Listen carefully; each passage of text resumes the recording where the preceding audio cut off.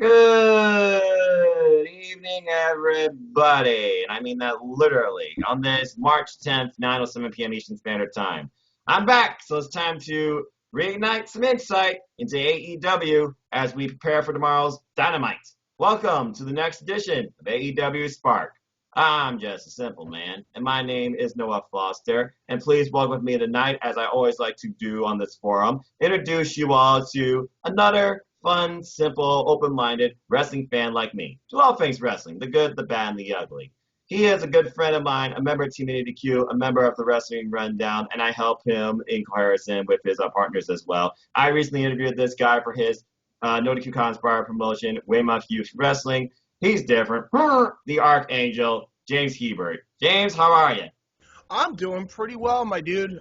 Just rendering, speaking of rundowns, I'm actually rendering a very belated one right now. I believe this is episode 192, which I literally entitled ICBA, signed J. Hebert.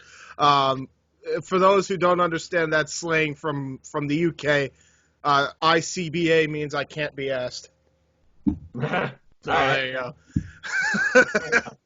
Folks, this guy, he will give you rants, he will give you pontifications, and he's going to give you some insight. We're going to discuss the good and the bad as always, because we clearly don't believe AEW is perfect, but we enjoyed it and we enjoyed critiquing it. And again, that's why I brought this forum, is to challenge not only myself but others to bring a bit of insight, but also learn more about AEW. So with that being said, we got a lot to discuss. Let's just start simply from where I last left off. If you all last remember, the last AEWSPARK, I was with my good friend Gary Joe, leader of Pro Wrestling Discussions and and manager of Primetime Predictions Wrestling League. We were discussing, of course, that week's episode of Dynamite, Dark, and overall hype into AEWREvolution as we kick off the next decade in AEW, All Elite Wrestling.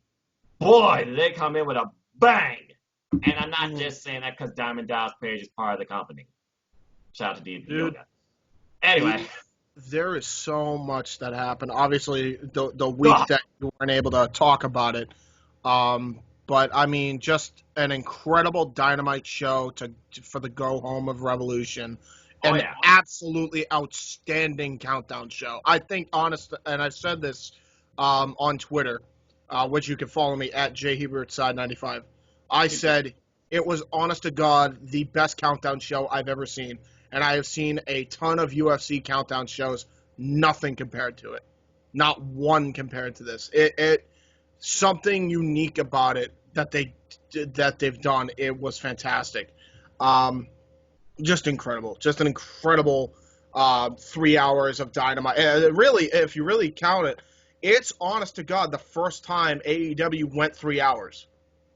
That's correct, because we did have that 2-hour special, and we also had, of course, that Dynamite. And, of course, before that, we also had Dark. As you all know, I call this series AEWSPARK because I always like to shed some light first on Dark that week. So we'll first start with that, as we had a format showcase that included a couple of tag team contests and a couple of singles contests, including a debut. We're going to briefly highlight each match and our thoughts on the competitors and the results. The first match, of course, was versus the Librarian, Peter Avalon, and Michael Nakazawa. Wait, who was the first one? You cut out with his opponent. I don't know why. Bill Gates, get your shit together. It was Dark Order versus Peter Avalon and Michael Nakazawa. Yeah, well, we know who this. Yeah, so I don't think much more needs to be said here except for the fact that Michael Nakazawa made Peter Avalon slip on his oil while Peter Avalon kept advertising the idea, get out of the ring, I'm going to show you pro wrestling. And then he falls on his ass. Dark Order easily picked up the win here as they keep popping up. We did this for the Exalted one, and we'll get more into that in a little bit, folks. But there's not much more to say about this match besides Dark Order, ever since this whole reinvention of their characters and division being, join us, we'll make you better. They've been on a winning streak and one of the highest ranked tag teams lately in AEW. James, what have been your thoughts on the Dark Order before and now, based on their metamorphosis from their characters? So, yeah, I mean, I've been very back and forth on them. As far as when they first debuted, so if you go all the way back to Double or Nothing, I was shocked. Like, oh, wow. Like, what the hell is this? And then they hit that really awesome fatality tag finisher. Right. A lot of the moves inspired by video games, so they were formerly called, and shout out to my good friend Team in DQ, Cindy G, or Canada for Canada Love Itself. I do like their syrup though. They were formerly called Super Smash Brothers. Yes. And obviously we know where they got that from. Hello, Chikara. And then they had those segments, the infamous segment that everybody loves to shit on. Come on, grow up. One guy botching a punch does not automatically ruin the segment. I don't agree with that. I mean, how many, and as I said before, it was like everybody in the community tried to shit on him for it. Like, how many times, you grant that the guy should have been fired. I'm all in favor of that. But how many times have WWE had the same bullshit? You know what I mean? Like, people botching punches, people botching simple DDTs and stuff like that. It happens in wrestling. Shit happens. And they turned it into a story. They used that absolute flop in their favor. Mm-hmm. Fast forward a few months later, and what I noticed was their prepackaged stuff, which was their amazing, like, video edits, were great, while their in-ring promos stuff is so-so. So, and the thing that kind of balanced it out is those prepackaged promos, which I mentioned earlier, and their in-ring work. And the thing that I've noticed is when Evil Uno showed up, when he first showed up to AEW, and I mentioned this, oh my lord, did he look bad? Like, and I mean, we're talking Cassius Ohno bad. Although I give him credit, he has gotten in tremendous shape in the last year. I don't know if anybody else has picked up on it, but he's lost a considerable amount of weight since joining AEW. Like, when he started off, he had to have been at least 300 pounds. I think he's like, down to 275 now? And he looks so much leaner. And it really made a difference in his movesets. Like, he's able to extend his legs a lot more. He's able to, be more... he was already agile for a guy his size, but he's even more agile now that he's lost that excess amount of weight that he really didn't need to carry. So he's really, really coming to his own. Stu Grayson is always a standout as far as in-ring goes. I'm always impressed when he gets in that ring. I personally, now that they have Silver and Reynolds into the group, I would just make him a singles guy. And if you have, if you have a mid-card championship, or I'm sorry, in respect for Cody, the Workhorse Championship brought into AEW at some point, I would love to see a feud personally between him and Darby Allin.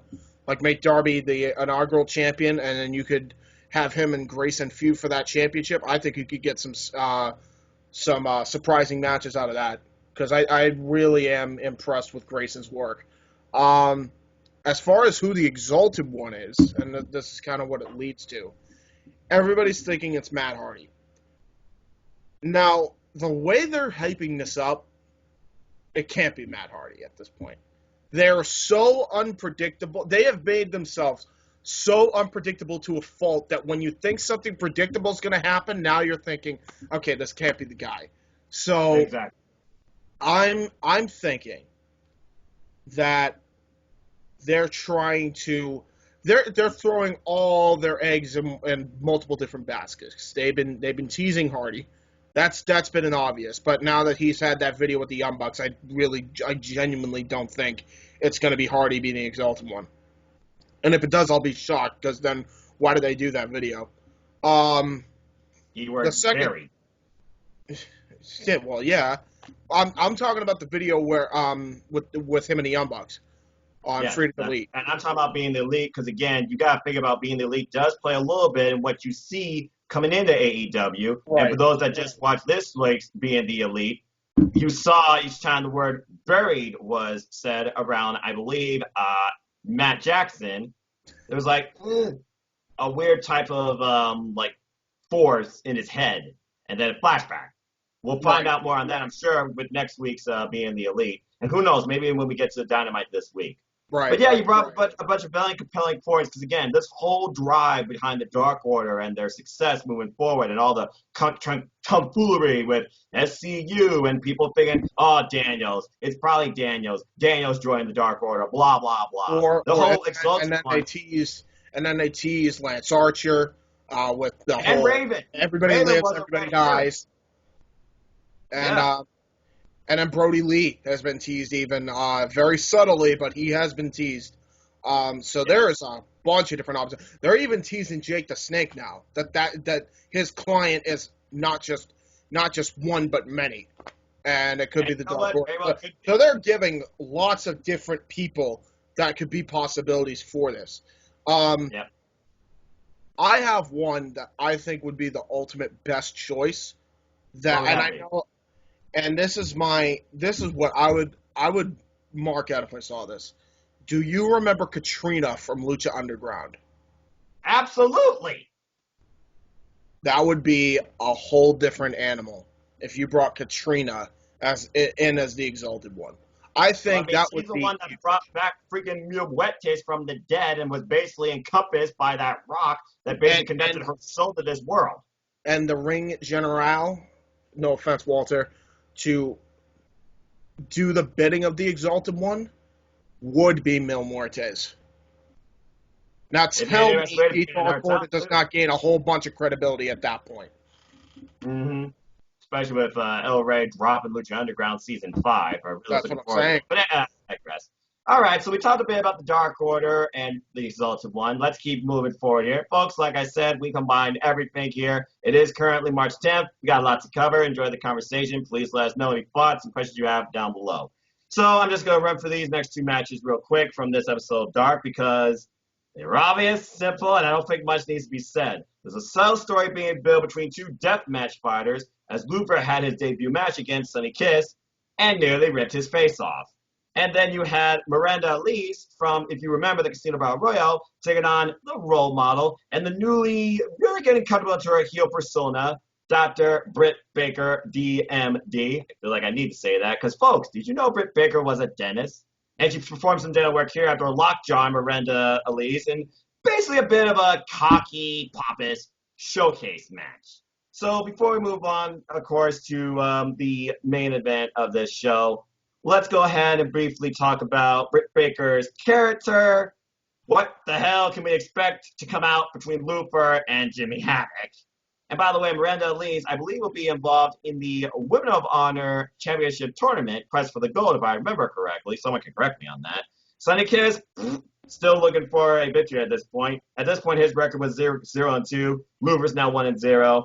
Dark Order at this point, they were 5-0. Avalon, Nakazawa, 0-0. As a tag team, because again, AEW ranks singles, tag teams, and trios wins and losses separately. And then it's, of course, matched all together. But I look at those based on the match and based on the year. Welcome to 2020. James, any thoughts you have on Luther or Britt Baker up to this point? So I guess I'll start with the one I care about least, which is Luther. Okay, I'm going to be honest. So I care slightly more than I did when the NyQuil Collective first showed up. And yeah, he's brutal, bro. I've seen some shit looking up his matches. Yeah, It is. I'm going to try and keep this a PG form because his matches are not for. Yeah. Uh, Oh, I'm sorry. I didn't know it was PG. I seen some no, it's stuff. not. I'm just kidding you. We're uncensored. We're unscripted. We're unrated. Okay, cool. Anyway, All right. In folks, the that case, shit I've seen Luther, some fucking shit watching Dr. Luther. the shit Luther has been involved in. My God, Yeah. original deathmatch fighter. It's no joke. Yeah. Personally, okay. If here's what I'm thinking, right? Go for it. AEW has this vibe around it that feels a lot like the Attitude Era. And I know a lot of people are going to be like, hey, it's not the same. Of Really? course. Okay. In my opinion. WCW Nitro. Yeah, exactly. It's way better than that. And I think that's the best comparison I can make. because every character matters. Even on the characters that don't necessarily aren't doing a lot on Dark, they matter and they're a huge piece of the puzzle, right? Correct. What was the Attitude Era in the WWF known for? Defining characters and giving you an identity and a way to connect to all of them. Justin Roberts literally has a different type of vibe intro to everybody in AEW. No two people are introduced the same way. Exactly. And that's where I bring this up. If AEW is building up a lot, and they're slowly building up to championships being made in the future. Absolutely. You know they're gonna do a 6-man championship. It's pretty much obvious at this point that they're doing that. It's gotta be a definite. I would not be surprised if that was like a tournament thing at the next All In this year. And it absolutely should be. Now, you're obviously as well, they're building towards the Workhorse Championship. Here's what I propose. You got guys like Joey Janela, Dr. Luther, you got guys like Jon Moxley even, deathmatch wrestlers, Jimmy Havoc, Darby Allin, right? All these different guys. Why not create a hardcore championship? There's an idea, but you got trademark. You would have to name it something else. Well, yeah, and that's another thing. I don't know what you would call it as opposed to the hardcore championship. However, here's another thing I do want to bring up, though. What if WWE had that trademark lapsed? Never mind, they own Bash to the Beach now, so I mean... about that. Cody has said he wants to try and annoy WWE as much as possible for some of these trademarks he wants, Starrcade, that eventually maybe he can get them. I would love to see Cody get Starrcade, because at this point, Starrcade is just a house show name. That doesn't matter. But I digress. So yeah, we'll see what happens with Luther. And as far as the Hardcore Championship, I like that idea because you're not necessarily defining these people just this title. It's just some of them can go on based on their background. We've seen, for example, Joey Janela, he can not only deathmatch, he can wrestle. He's wrestled Kenny Omega. Yeah, he had a great. He still had some of the best matches of his career with Kenny Omega. Like those are classics. And his matches with Kip Sabian aren't that bad either, by the way. No, not at all. And neither of these two are necessarily only just deathmatch wrestlers. Again, everybody has their own identity, but they also work on very different fronts and can work at all. Jimmy Havoc, he's known to be a deathmatch type wrestler, but he can just simply wrestle the ring too and, well, brutalize your body. Anyway, with that being said, what are your thoughts, though, on Britt Baker and her current direction and the overall chemistry between her and Tony? That chemistry is great to the point where I think that if you're not going to make Tony Schiavone the Mean Gene, which I honestly at this point think he should. I don't. He's got the face, that's for sure. He could also be the manager of Britt Baker. And I say this because I've never laughed so hard when I saw Schiavone with the Starbucks face on a cup of coffee, and he just shows it off like, "You ever have your face on a cup of coffee, guys?" No. Well, I have. That was the best. And I love the little meaning about it too, because I had no idea this was real, but somebody brought it up to me that he actually was legitimately a barista before he started working for WCW. That is correct. I looked into that myself. I had no idea about that. So beginning. There you go. But yeah, I think as far as Britt Baker goes as the character, it's been great. It's so much better than her babyface deal. Yeah. Problem is, her in-ring does need a lot of work. So I hope while she's doing these promos and not necessarily wrestling on the shows, I hope Adam Cole, Bebe, is teaching her some of his old tips and tricks over, I don't know, sneaking her into the performance center somehow to teach her some tricks. I don't know. I mean, look, we've seen these two. They're a couple. They've met outside. We've even seen memes about, hey, love is a battlefield because Adam Cole, Britt Baker, they met in Las Vegas. Oh my God. And with that being said, AEW, they have their fair share of decent coaches in Billy Gunn and Dustin, who of course wants to lead and train the next up-and-coming generation. And we know how much influence Kenny Omega's had in the women's division. Thank you for Akara Riho. With that being said, it would not surprise me one bit if she'd definitely been in training sessions, one-on-one, personal, just herself, sparring, etc., with Adam Cole. It would not surprise me one bit. We're definitely getting some more of that Adam Cole type persona carrying with her lately with her character. Ever since that bomb of a shit promo, she's massively improved her promo game.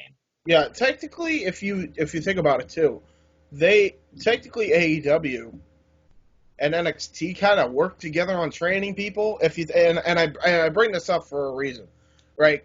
You got the Nightmare Factory, which is Cody's school. You got the WWE Performance Center, which I'm sure some AEW guys go there. I mean, I wouldn't understand why they don't, especially if like people are in a relationship with like Adam Cole, for example, like Britt Baker is.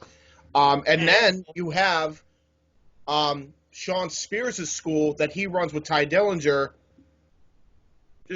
Just want to point that out there. You know what I mean? I mean, Pam Royce trains with Sean Spears at that school. We saw it firsthand when Chris Van Vliet took 20 chops total from Ty and Tyler Breeze.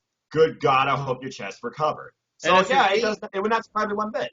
And if you're me and follow Sean Spears on Instagram, you'll also know that when Peyton Royce does the leg workouts, he grabs the butt. Well, there's a tidbit for you I did not expect to hear tonight, but there you go, folks. Again, James, you look at stuff super thoroughly. I'm just going to say this. I look at women in wrestling for wrestling.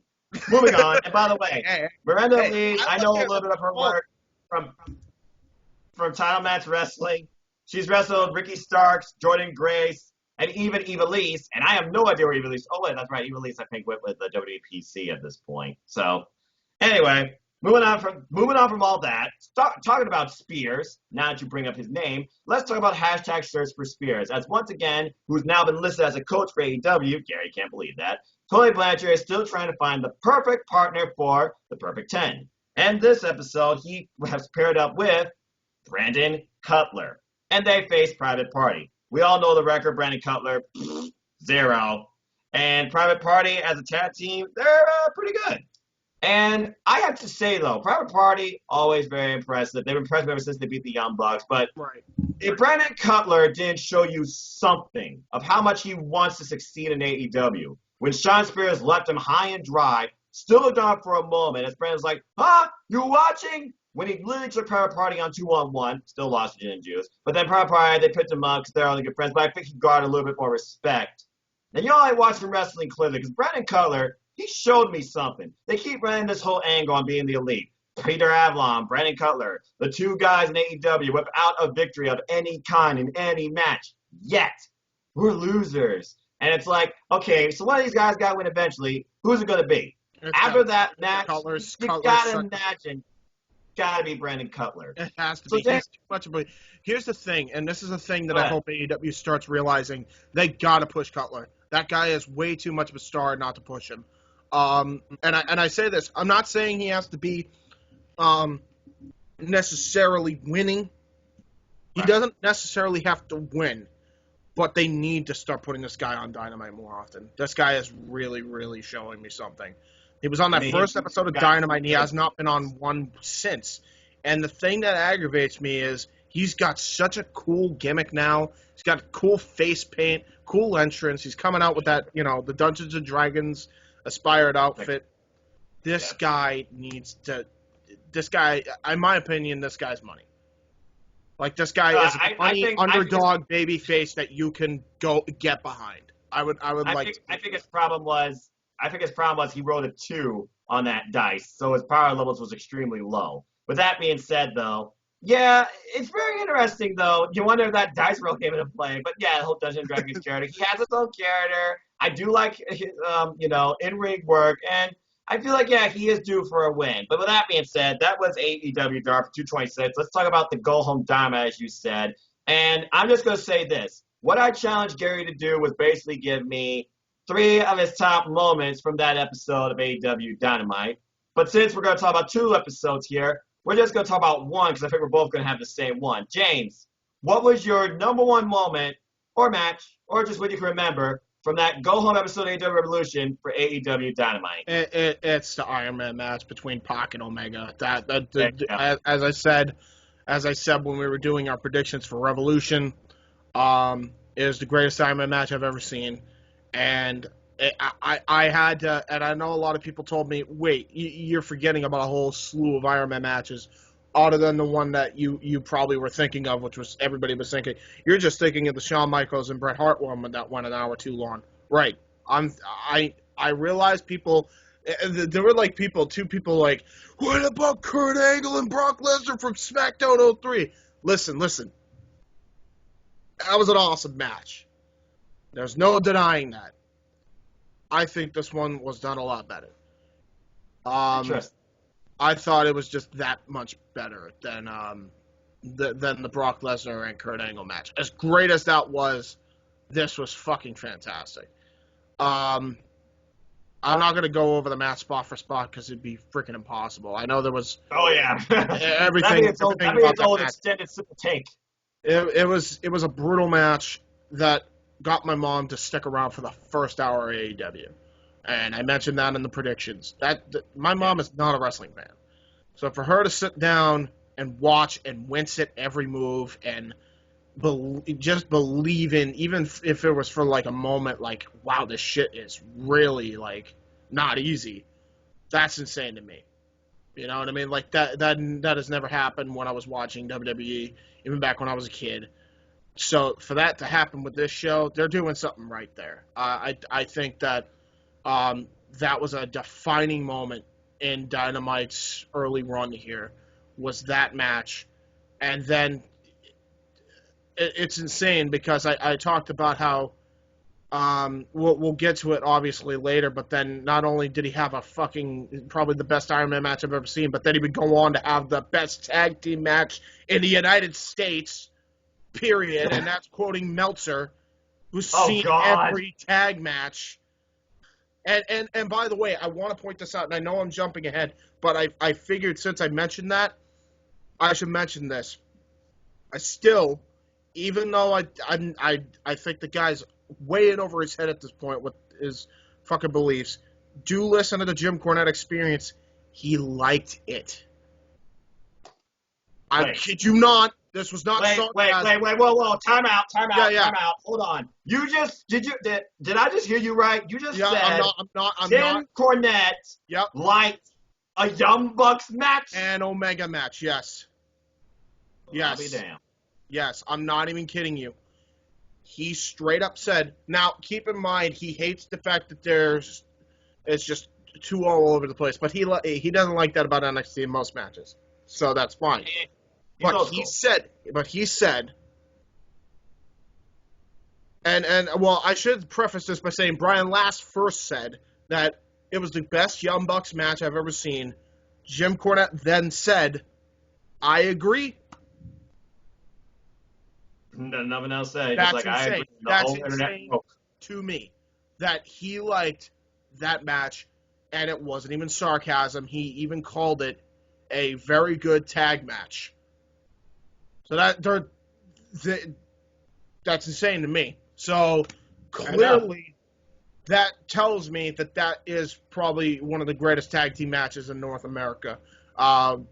Whether it's the best, you can debate that all day long, but I personally think that it's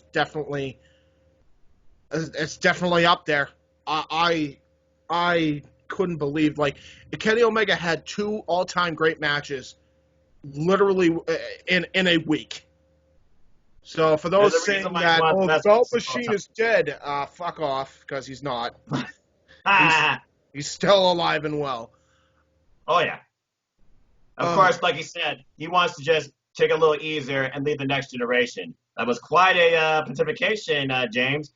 But I have to admit, when I look at that go-home episode, you had the weigh-in and a guy 46 years in the business introducing the champs and the challenger, Michael Capella, and we all saw how that ended. Jericho's weight still unknown. We learned at AEWRevolution. And, of course, he DDT'd him onto the scale. Very nice presentation, by the way. I like this because it wasn't the same. Yeah, the first one was a contract signing. Big match feel. You don't need a contract signing.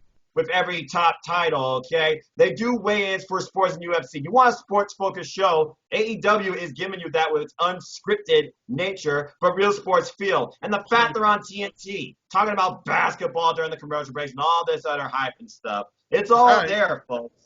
It's fantastic. It is a fantastic presentation. I love, and I hope they do more of these weigh-ins. I actually propose this. I propose a few ideas, actually, with the whole sports presentation. When I was watching this weigh-in, it hit me like a whole bunch of ideas that they can do, and I hope they use one of them. Lord knows they used the cell block idea, whether they know it or not, because I know they got that from us. But thank you, Sean Spears, by the way, if that was your doing. But I was thinking when watching this is very sports centric, right? Why not do a whole special on TNT of a weigh-in the night before a pay-per-view? Like, do it for everybody. Don't just make it a specific thing. Let that be a factor in matches. Let the weight of certain guys be the factor in what will ultimately happen in the match, right? Make that a part of the stats report. That would be cool. And here's another thing. Like a press conference type thing almost, but just focus on weights. And that's another thing they could tackle. Maybe like a press conference type thing to hype up their title match or other title matches, per se. The bottom line is this. I feel like the next AEW Championship match, which got to be at Double or Nothing, it's clearly not going to be the same you've seen from a weigh-in or a contract signing. It's going to be different in some way. And whether Jericho's involved in it or not, we know Jon Moxley, he's going to make it something to remember because he gives 0 Fs and will take on the world. With that being said, let me go ahead and just briefly quickly talk about this show as well. You basically talked about the Iron Man match to remember and the fact there was 15 fucking minutes without a fall. My God. Everything happened in this match, and the fact it had to go into an overtime, sudden death overtime. Aubrey came out, got the pop, Kenny Omega, bang, V-trigger, another V-trigger, got the Woman Angel, got the win. And then, of course, Tony Schiavone goes and interviews Pac. Pac's like, you saw that, Tony, huh? But who comes out that's been a thorn in Pac's side since December, apparently? Orange Cassidy, he gets punched in the mouth. Yep. Moving on from there, we get Best Friends with Orange Cassidy still trying to rearrange his job versus BBB, Butcher, Blade, and the Bunny. Still waiting for how to compete in the ring. And, of course, the Best Friends won after Orange Cassidy and the Bunny. They met in the ring this time. But this time, there was not a low blow. There was an exchange of shades and bunny ears. I'm just going to say this right now. I look better in the shades than Orange Cassidy looked in the bunny ears. You could at me all you want. Anyway, following that, we learned that he officially is going to have his first match at Revolution against Pac. And the Best Friends said Orange might actually try him. We'll get more into that in a little bit. And then following this, they continued to build their company here. We had We've had Jurassic Express. They take on the Inner Circle. Of course, we're talking about the Inner Circle leading behind Le Champion, Chris Jericho. But also you had Sammy Guevara, who cost Jurassic Express, basically, in the Battle Royale the previous week. And in this match, basically, everybody got their comeuppance. There wasn't much more to be said here, as we all know what the story about this match was. It was Sammy versus Darby Allin Revolution. Anyway, following that, though, as they rebuild the women's division and currently trying to define more characters, I thought this was a really impressive fatal four-way. All 4 women impressed me. The reason they were turning Yuka Sakazaki, getting involved, being the smallest, I might add, with the other 3 strong houses in this match. Big Swole, Shana, love that DVC attire. And, of course, Hikaru Shida. It was a great back-and-forth four-way match. It wasn't like one just controlled it or one just waited. Everybody had a chance to win this thing here.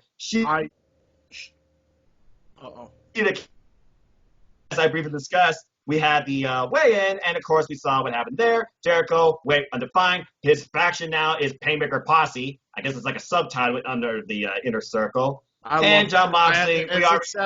Is it sad to say I like that name more than I like the Inner Circle? No, because I do too. But with that being said, of course, Jon Moxley, we knew he was going to have the better weight. But it doesn't matter whether you're a bodybuilder or a 300-pound Samoan. Your body shape doesn't matter. As Jericho's defined that, being in the business for over 30 years, 50 years old, and once again still evolving himself and all of wrestling. And then we go into the pay-per-view. Starting off with the opener, because I am going to briefly discuss this because it does play in the dark. And then, James, I'm going to let you give your brief top 3 moments from Revolution. Right. But we first got to talk about Dark Order versus SCU. But Kazarian and Scorpio Sky, they insisted Daniels stay in the back ever since they found that mask in his briefcase. Even though Daniels has constantly come out to save his boys, and the Dark Order did nothing but leave following that. And then we were like, okay, what's going to happen here? I was like, okay, tag match. This seemed obvious here. It's SCU trying to get the best of the Dark Order. And they did. Then they got the crap beat out of them, but who comes out? Well, folks, we're in Chicago. Who's from Chicago? Don't say CM Punk. Boom, boom. I knew someone was going to say that. Colt Cabana. And he comes out. He's basically the difference maker in this until, of course, the Dark Order, they get the advantage again. Then who comes out? And a robe. It was like highest power deal here. I love that they went back to that well from like freaking 1999 and had him come. It's me, Austin! I was like, is it going to be this? It's me, Kazarian. I was like, it's Christopher Daniels, is it? He's going to go in the ring and reveal himself. No, he just he was going to attack the Dark Order anyway. They basically just got it over with, man. They just was like, it's me, you son of a bitch! Bam! Starts nailing Evil Uno. And now SCU, they're all on the same page. Brothers united forevermore with Cabana. Also now kind of being with SCU, and we'll see what that leads to with him being with AEW. Now, SCU, I like to call this faction SCU with a hint of Chicago spice. I like that. Well, we all know Colt Cabana, he's that Chicago player. With that being said, before we talk about this week's episode of, AEW Dark and Dynamite, not in that order, because of course we had one dark match from Revolution showcased that week.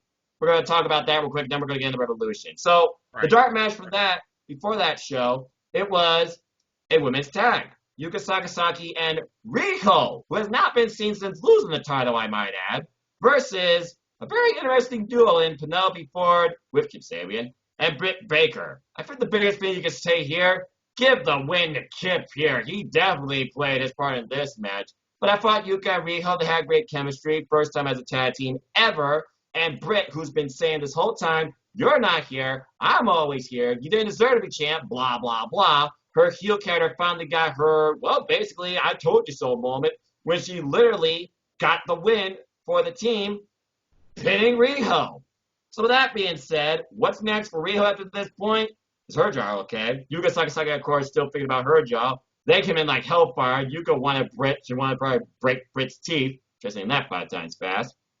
And Penelope Ford, hey, she got a victory in a tag match, folks. 1-0. Yuka Sakazaki, Riho as a team, 0-1. But you gotta give the assist to Kip Sabian. I don't think it was out there. I think the result would have been different because he played a lot in this match, including reversing, I might add, a roll-up at one point. With that being said, James, what do you think is next at this point for Riho? Because, again, she started out as champ. I assume she's got more obligations to Joshi Pro Wrestling type forms and stuff like that. And do you think that Penelope Ford and Britt Baker should continue as a tag team? So I was talking about championships earlier. Yes. I would think that if they build up enough women, I think the only way they really can do it is if they had a working relationship with Impact at this point. Just for the women there alone, that I would say bring in a women's tag title. That way, Yuka and Riho have something else to fight for there, in a way. Yeah. I wouldn't mind seeing those, women's tag titles to actually be properly utilized instead of WWE and TNA, which have botched the hell out of the tag team title freaking thing. I hope that, if they do it for a reason, and they have enough talent to do it with. So fair enough.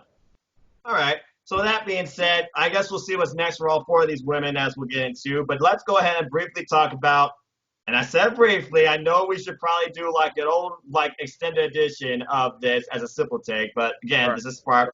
We got still a lot more to talk about. So it may be hard for you because I know you. And yes, this was a hell of an amazing pay-per-view with one of the best matches I've seen this year overall, bar none. But James, your top 3 moments or matches from AEWREvolution. Go ahead and talk. Oh man. A lot of people don't like the Cody tattoo. I like the Cody tattoo. That's not a moment. I just wanted to get that out there. So there you go. A lot of people hate it, but it's starting to grow on me at this point. I'm fine with it. It's his body, his canvas. He wants to do that. Yeah. It's not like it's an offensive thing. He branded himself with what he literally thinks he is forever. Nightmare Family. There you go. Yeah, a lot of people don't seem to understand that. But as far as the top 3 matches, I count them as moments too. I guess I have like matches and moments. It's all going to be kind of in between. That tag That's match. fine. That tag match was I knew you were going to say that first. outstanding. Freaking one of the greatest tag matches I've ever seen. Like, honest to God, it had every false finish you could think of, and then when they got to the finish, Adam Hangman Page is over, and I mean over, man. Like, he's Simple as that. over like nobody's business. This guy is so. I made the whole thing that he should team up with MJF, but he's so over that I don't think you could ever turn this guy heel. I really don't. At least not right now. The guy's too freaking over with this crowd. He's too over with the AEW audience. The Young Bucks working heel was such a nice touch. I just, if you have not seen it by now, go watch it. Go watch this match. Go out of your way. If you don't see anything else from this pay-per-view, go and watch the Young Bucks versus Omega and Page. Do it, folks.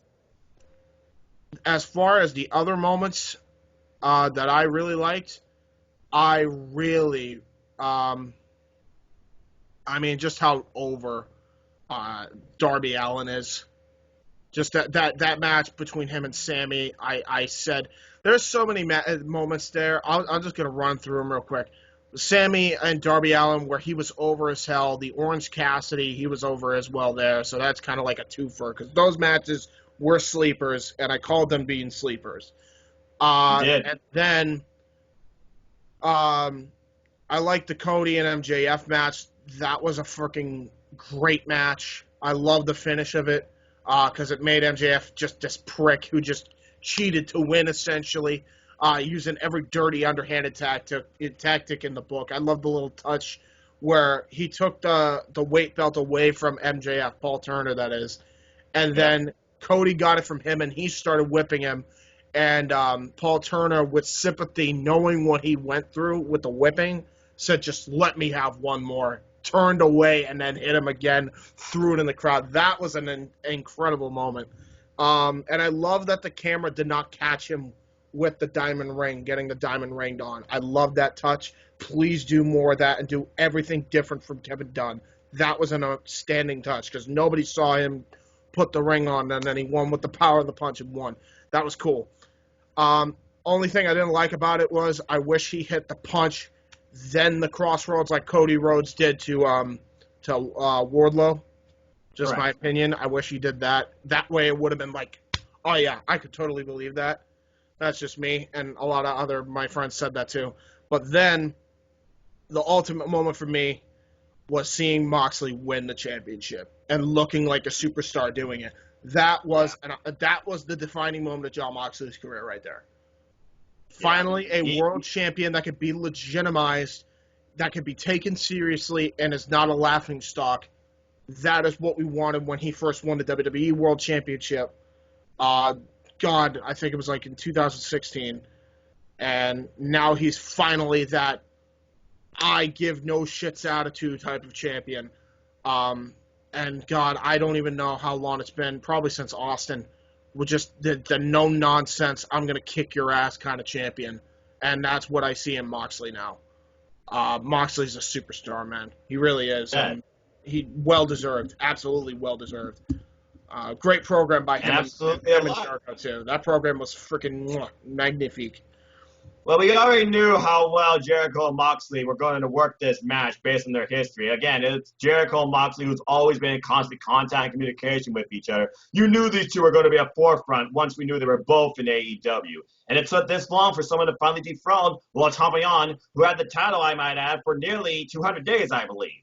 with that being said, you basically run down your moments. I'm just going to run down the card real quick for those that don't know. So, yeah, basically, this was a incredible pay-per-view. You had, of course, the wild, insane, fast, seriously high-risky match between Darby Allin and Sammy Guevara, where Darby Allin, he got his redemption, did not get to take Sammy's voice because Hager came into play. Speaking of Hager, he had the opener with Dustin, who was the unnatural in this match, via face paint and in-ring tactics, as he also talked about in the post-media scrum. And then Miss Hager got a taste of the unnatural, too. That was a nice touch. That was actually interesting. But Hager wins with this very interesting fighting maneuver, triangle-type sleeper hold. I forget what they call it. I don't remember what they called it. I think it was just they called it the guillotine choke. It was the move that he actually won his two of his MMA fights with.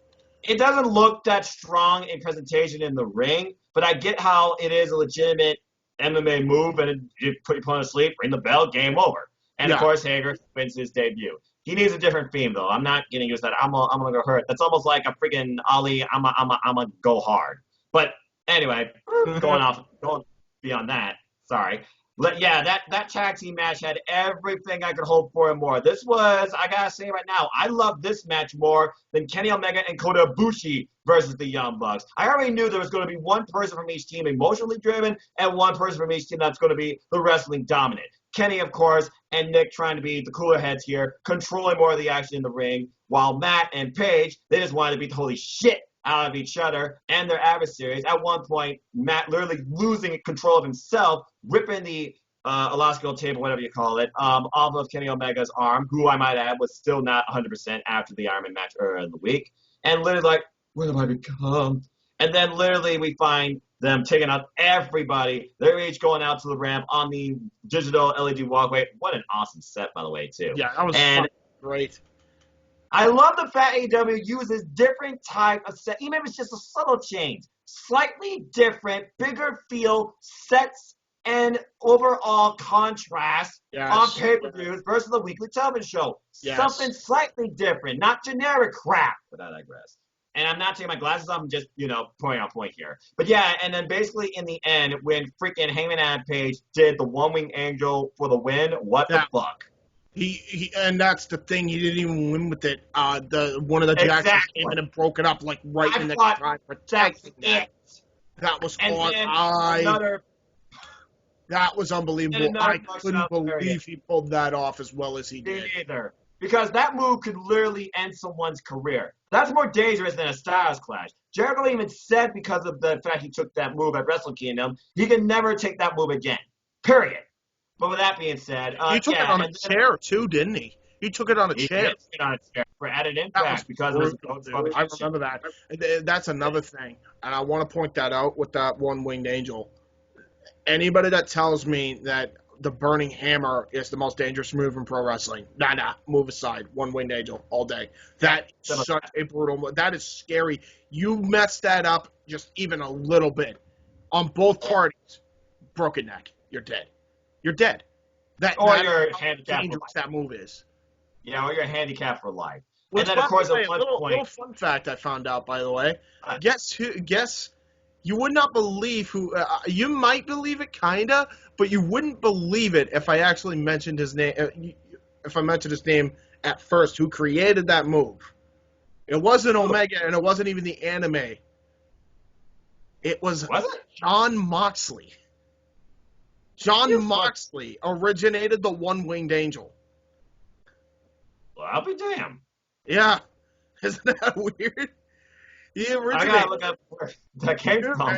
If you look it up, look up finisher of the finisher evolution of John, or Dean Ambrose, or Jon Moxley. I don't honestly remember even it being called that or him doing that in CZW. That must have been wasn't in CZW, but he was the one who created it.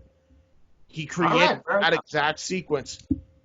Every man wrestler into the driver. That's exactly what it is. I think it may have been called the Joker driver. I could be wrong. Okay, now that I do vaguely remember. I never thought of it as the one-wing angel, but I do vaguely remember hearing something about that move because I do look at YouTube videos like moves, origins, etc. But with that being said, and let's not forget the Young Bucks pulling out the golden trigger. I love that. Yeah. You knew. And he pulled out Kamigoye. Hey, remember when Kota Ibushi pulled out the V trigger at Wrestle Kingdom? These two have not forgotten each other by a long shot. Imagine the day they reunite. And I But with love that being said, that he got so pissed that they used it too, that he oh kicked yeah, out that's one. it. I love that touch. And he pulled out sleeper suplexes after that, and freaking dragon sleepers and V triggers galore. And then he and Paige took over. What's weird though, at the end of this match, we still know where Paige is defined. We saw the setup. We find he's going to do it. No, he just holds the ropes, but still keeps his distance from the elite. But he does bring along his AEW Tag Team Championship cohort to the back. Where does Paige stand? Is Paige finally beyond the elite? Only time will tell. He definitely is benefiting the most. By blood and guts, I guarantee you opinion. will find out. Very soon.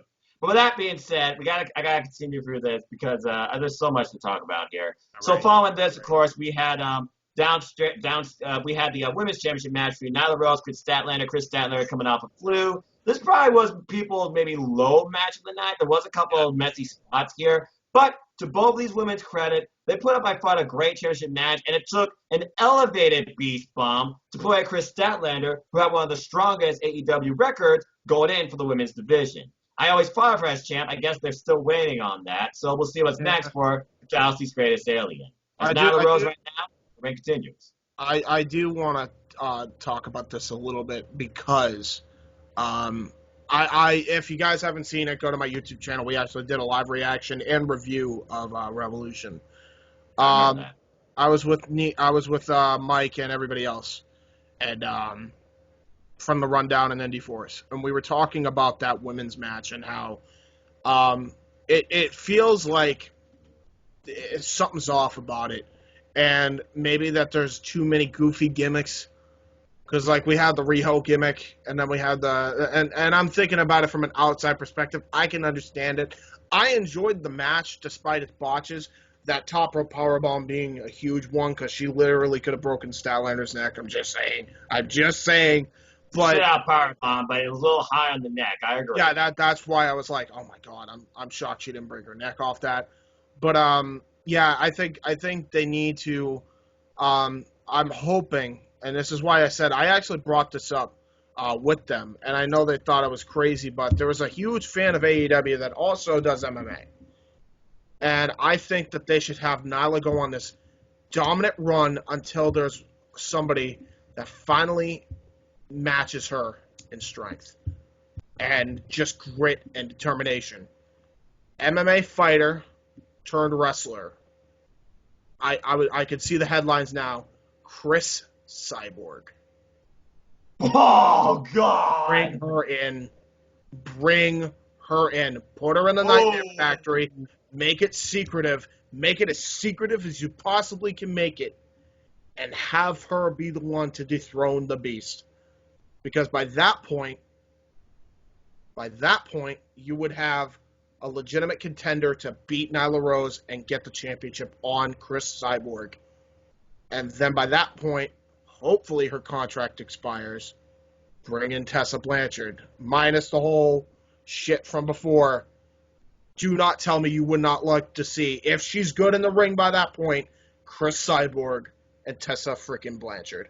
That's they're putting up a wrestler versus an MMA fighter, but with the right setup, that could be a women's match to remember. That could blow out any women's match we've ever seen. Except for maybe somebody from an Iron match. But that is a very interesting thought. And again, Chris Statlander, she was basically coming off a flu or sickness summit, and it was mentioned by commentary. And she put out all of her fun little moments here. And you're right, there is a lot of odd character definement when it comes to the women. Not necessarily in character, but even in stats. I mean, everybody bashed Riho constantly because she beat Nyla, blah, blah, blah. She's so petite and tiny, but they're putting her over like she could hold down giants. It was never like that. Did you not see when Nyla and Riho finally had the rematch from the first episode, how the crowd got into it, and how Riho was selling Nyla as this dominant force? I can't beat this thing. How do I beat it? Excuse me. Woman. I should not say that around when I use that name. How can I beat it? And she did, and it was effective. It was worthy. And it was deserving, in my opinion. But with that being said, I got to continue. But yeah, you bring up a very interesting point about that. And I would love to see that. We already know how much AEW wants to bring in the big names. I'm pretty sure at one point there was a call. I don't know if Cody was joking or not, but I think Cody even said, I wouldn't mind having Brock Lesnar in AEW. You sure about that? Can you pay for that? That's that's what I was saying. But I definitely think he could pay for Cyborg. I could see that absolutely happening. And not to mention the fact that I bring up Cyborg's name because of this. Cyborg was actually at AEW's first pay-per-view Double or Nothing in Las Vegas. I remember that because it was, because I saw like her vlog from her daughter where they were at that show. I remember that. You're right. You're right. Yeah, and not only that, she was also on the way I found that out that she was actually there was Adam Wilborn doing the I think it was Ups and Downs actually, not Simon Miller. Oh yeah. And she showed up out of nowhere, and it's like, I like your channel, and then she's like, we just got put over by Chris Cyborg. Man, you got your name out there. Good on you. I would not mind seeing her at Double or Nothing as a surprise participant in the Casino Battle Royal, because clearly I see them bringing that back. Now, whether they do one for both the men and the women on the same pay-per-view, that would be a first. I would love to see that. I don't know if you need that. I'm not even going to lie. Their Battle Royals are so well done. All 3 Battle Royals I loved for various different reasons. I would love to see them do a Battle Royal for the men and Battle Royal for the women. I would not be opposed to that. Well, I guess we'll find out soon enough at Double or Nothing. Hey, Double or Nothing, why not double it? With that being said, on this match, we talked about, of course, MJF versus Cody. Cody coming out with a live performance, huge pop with live performing band Downstraight, and the Nightmare family came out, including Stephen Amell, you all might remember him, and Brandy, and Dustin, and Arn, and then MJF. Signed Stephen Amell. Signed Stephen Amell. Signed Stephen Amell. Calm down. And then, of course, we had MJF try to style profile like Ric Flair, and he even tried to threaten his style in this match with Wardlow, too. Of course, that Burberry scarf, now his graphic. And anyway, this match, it was emotional. Everybody wanted Cody to beat this asshole. And at one point, MJF literally interfacing with the crowd, throwing someone's beer into another fan's face.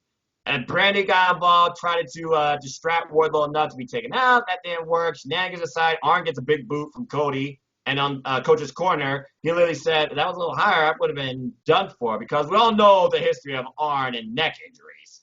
And then, of course, as you said, as the match progressed, MJF is a bleeding mess at one point. He had a bleeding. So, but at one point, he is just bleeding like a sieve.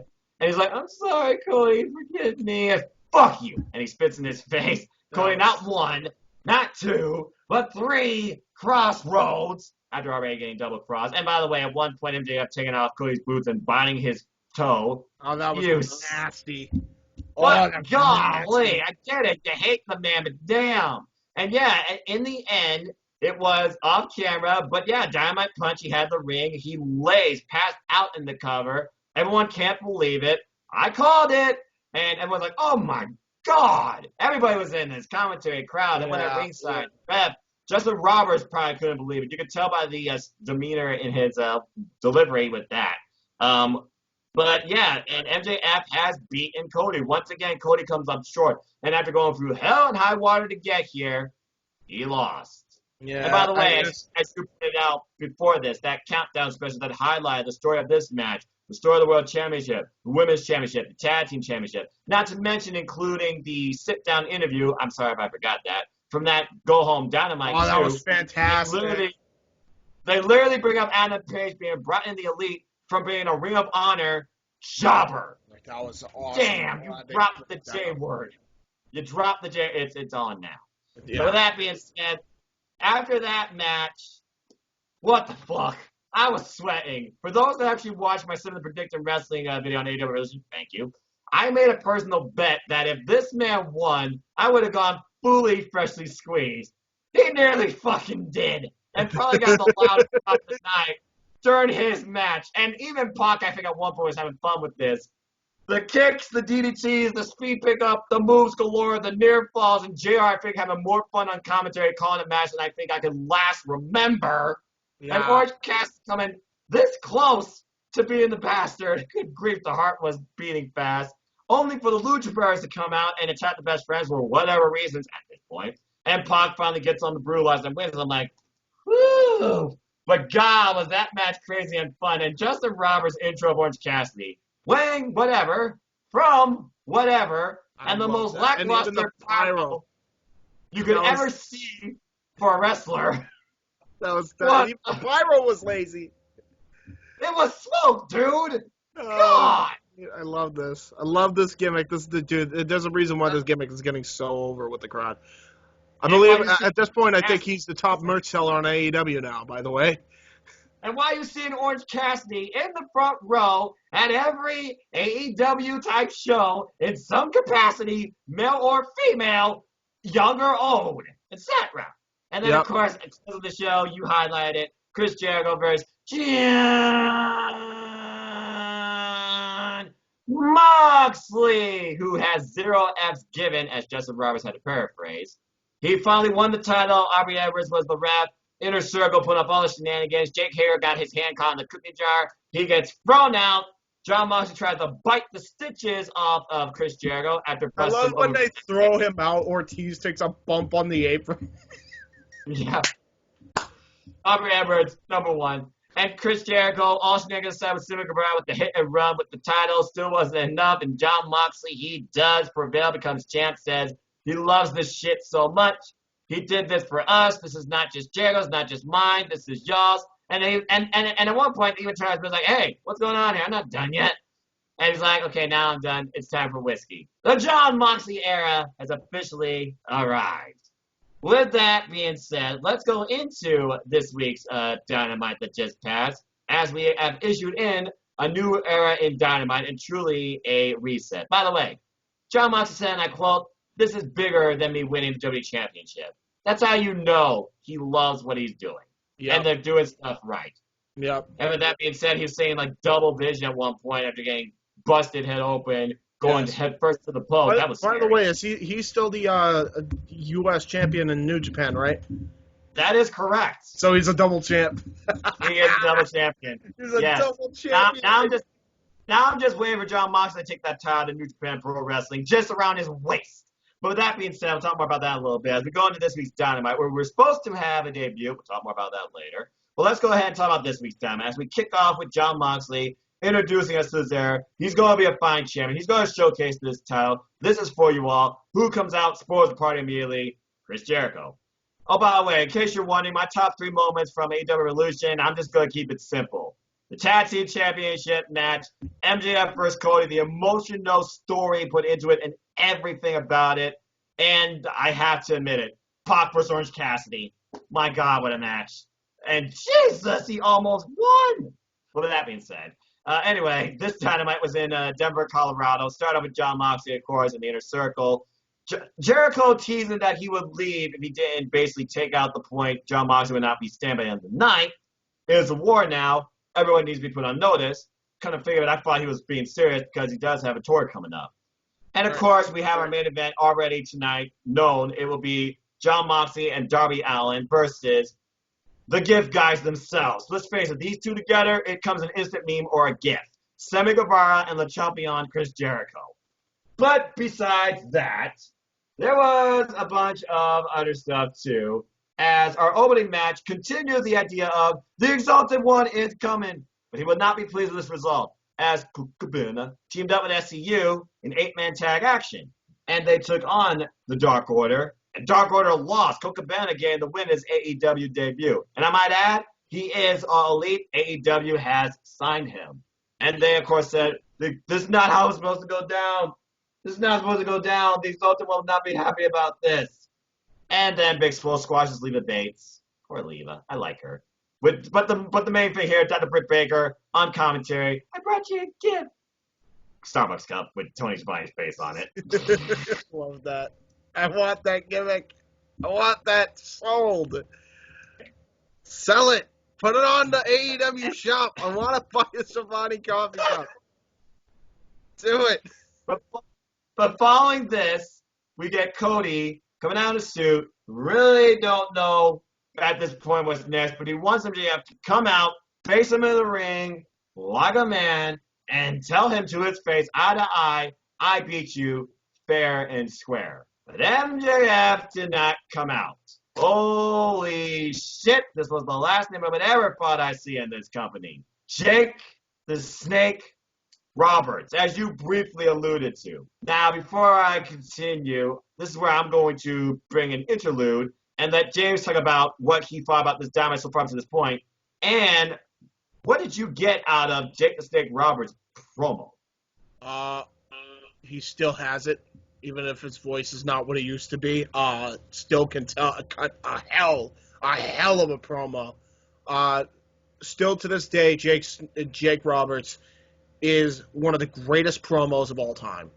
I loved how he basically said, I don't give a fuck if I'm a legend. Just because it took me this long to get sober. You really think I'm just going to play by the rules? Fuck that.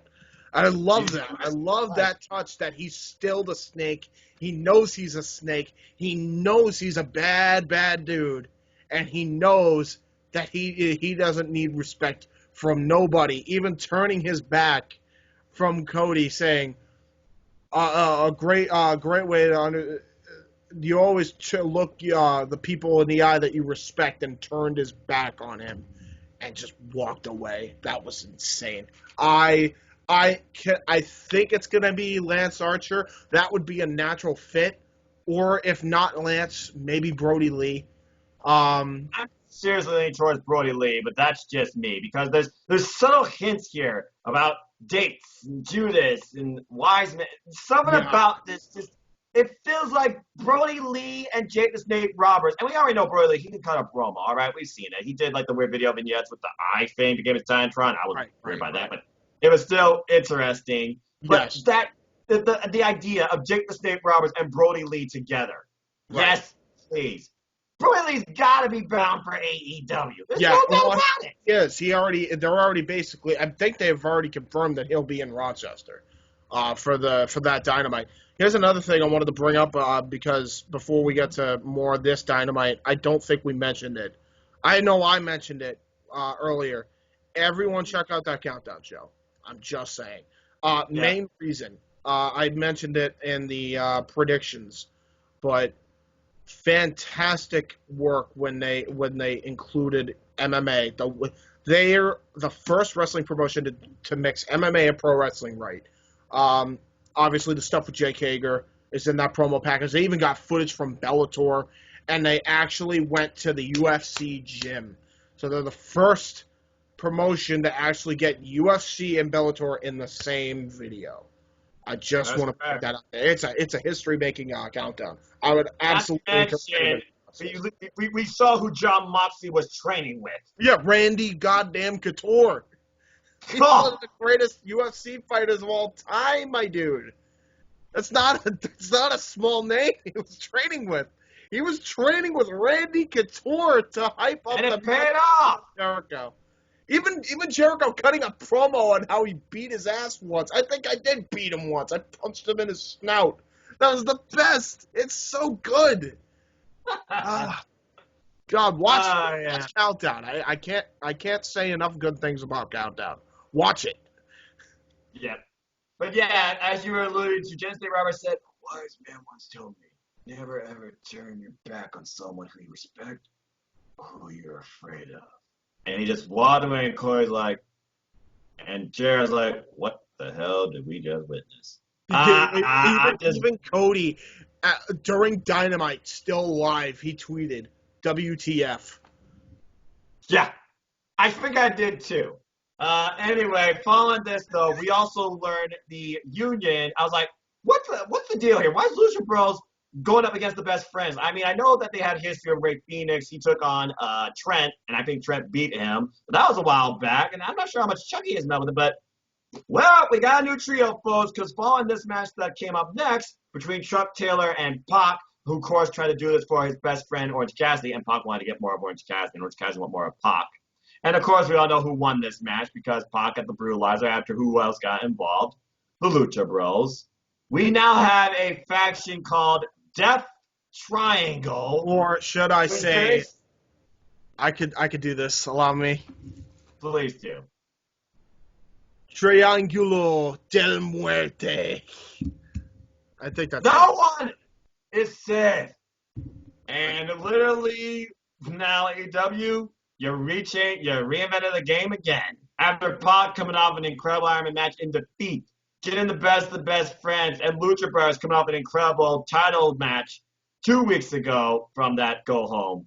Now you form this trio of these guys that really you didn't know what was next for them, but now they can unleash hell. And here's their feud against the best friends. And following this, we learn more about the search for Spears, hashtag search for Spears, where you can submit a video to put yourself in the running to be Shawn Spears' partner.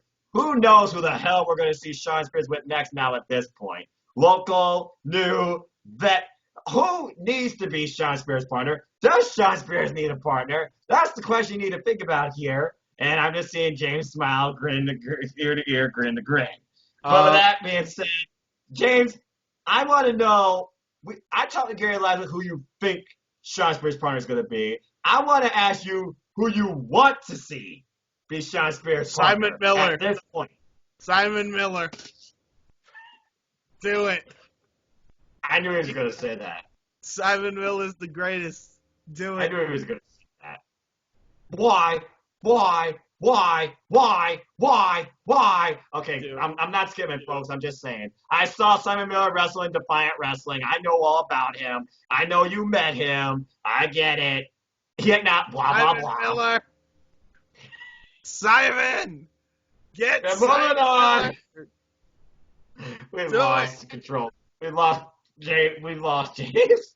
There it is. Do I need to say anything else? No, you don't. Make Simon Miller all elite. Oh, God. Folks, let us know in the comments down below who you want to see be Shawn Spears' partner. Love to get your reaction. And if you think Simon Miller should be, let me know why. With that being said, the next match was Jake Hager versus QT Marshall. As we learned in post-media scrum, Dustin and QT, yeah, James, why? They formed a tag team now called the Natural Nightmares, with Brandy basically being their corner person. I guess you could say like an equal. Didn't work out here, as QT, Jake Hager, QT Marshall has constantly been improving, though. He's been being trained by Dustin. He's a member of the Nightmare fan at this point, etc. But Jake Hager, he basically put the guy to sleep. But the story here wasn't really the match. It was basically what happened after the match. As, of course, what happens? Inner Circle, they beat down everybody. Dustin, he tries to be the difference maker here. It doesn't work. Then you have Cody coming out here, and that doesn't work. The numbers game still in their favor. And then you have Matt Jackson coming to the fray, and he tries to get one up, and Jake Hager takes him out. Who comes out, not dressed to wrestle, I might add, literally just as a cowboy, with a beer. It's like, it puts his beer on the turnbuckle, and beats the freaking difference maker. Hangman Adam Page, who eventually almost loses his balance. I thought he was drunk. Pull it together, buckshot lariat, gets another buckshot lariat in, takes out Jake Hager. He beats the difference maker, but then he flips Matt off, walks away. Arrive, buckshot lariat, leave. Arrive, drink beer, buckshot lariat, leave. Drink beer, leave. Also, drink I'm beer. sorry, I forgot a step. Hold on, I forgot a step. Arrive, drink beer, buckshot lariat, flip off a buck, leave. Fair point. AEW, there's a new shirt for you. Go ahead and make it. With that being said, then of course we had the main event with Le Champion and Sammy Guevara versus John Moxley. Wait a minute. Darby Allin came out first. He's waiting for John Moxley. John Moxley going through the crowd because he's a man of the people. And you find 3 people in masks wearing AEW hoodies. I still didn't get that. If you didn't know that was Inner Circle, you're stupid. All right, hold on. I didn't know who it was at first until they started attacking him. I thought it was just a weird thing that fans, because these fans, they'll do weird shit. So I thought it was just fans. Everyone else is giving reactions, and you just see these guys are just. Fair enough. And then all of a sudden they started attacking, and I'm like, oh, it's the Inner Circle. Beat him in the comment. Not the Dippin' Dots! By God, not the Dippin' Dots! AEW loves their dots. Oh, I love JR, man. Oh, JR told everybody Scalper, great trio. And Taz like Scalper, great on Dark. But yeah, they beat the holy hell out of him and put him to sleep to the point of doctors there for him. And Darby Allin How incredible is Darby freaking Allin? This guy, AEW doing their Wrestler of the Week thing. Guess who was Wrestler of the Week, folks? It was Darby Allin, who not only took on the entire Inner Circle, he hot-tagged himself. Dude, what else needs to be said? He is fantastic. And here's another thing. I think he, honest to God, has the best suicide dive in the business. There's no one else that does it better than him because he lays it in with an elbow strike. Like, he goes as fast as he possibly can, and he hits you with that freaking forearm, bro. It's not. You might as well just call it a flying forearm. That's what it is. And well, he did nip the rope, though, during his match at AEW. Again, dangerous spot at AEWREvolution, where he could have literally fell on his neck. But that's a whole different thing. Again, young up-and-comer still. He could have LaParka'd himself. We actually pointed that out. Like, that's how LaParka died. Don't do that again, Darby. Just saying, please don't do that again. Oh, you know he's relentless. Remember, he's fearless. He's half human. He's reckless. He doesn't feel pain. I'm sure. And he literally brought the fight. Kelly wasn't happy and probably like, you ever do that again, you sleep on the couch if you're alive. You realize, I mean, Priscilla Carey doesn't take physical risk. She takes public risks. I know. She does. I know, but they're still together. My point. Fair enough. And Priscilla Carey is not officially signed with AEW, but we know she's been involved. But with that being said, James, and of course after this, we of course had a flip you off 5-person powerbomb from the stage through a table to the front. John Moxley came out, tried to get the advantage, and got beaten down again. John Moxley suffering the worst beating so far as champion. And also, before we go into Dark real quick, they mentioned blood and guts. What's on your mind? That, and I do want to point out that the best Judas effect was hit so far. Oh yeah, we can't skip over that. No. I was gonna let you actually talk more about the match and any further thoughts you had on Dynamite because I basically just summed it up. Here, folks, I just give you summaries. I like to let the people here give you their thoughts on basically the show, and if they have a question for me or anything they want me to say, go ahead. James, what was your thoughts this week on Dynamite? You already talked about James Nate Roberts. You talked about that Judas effect. What else did you thought about or took away from this week's AEW Dynamite? And how excited are you for Blood and Guts? I'm stoked. I'm not even gonna lie.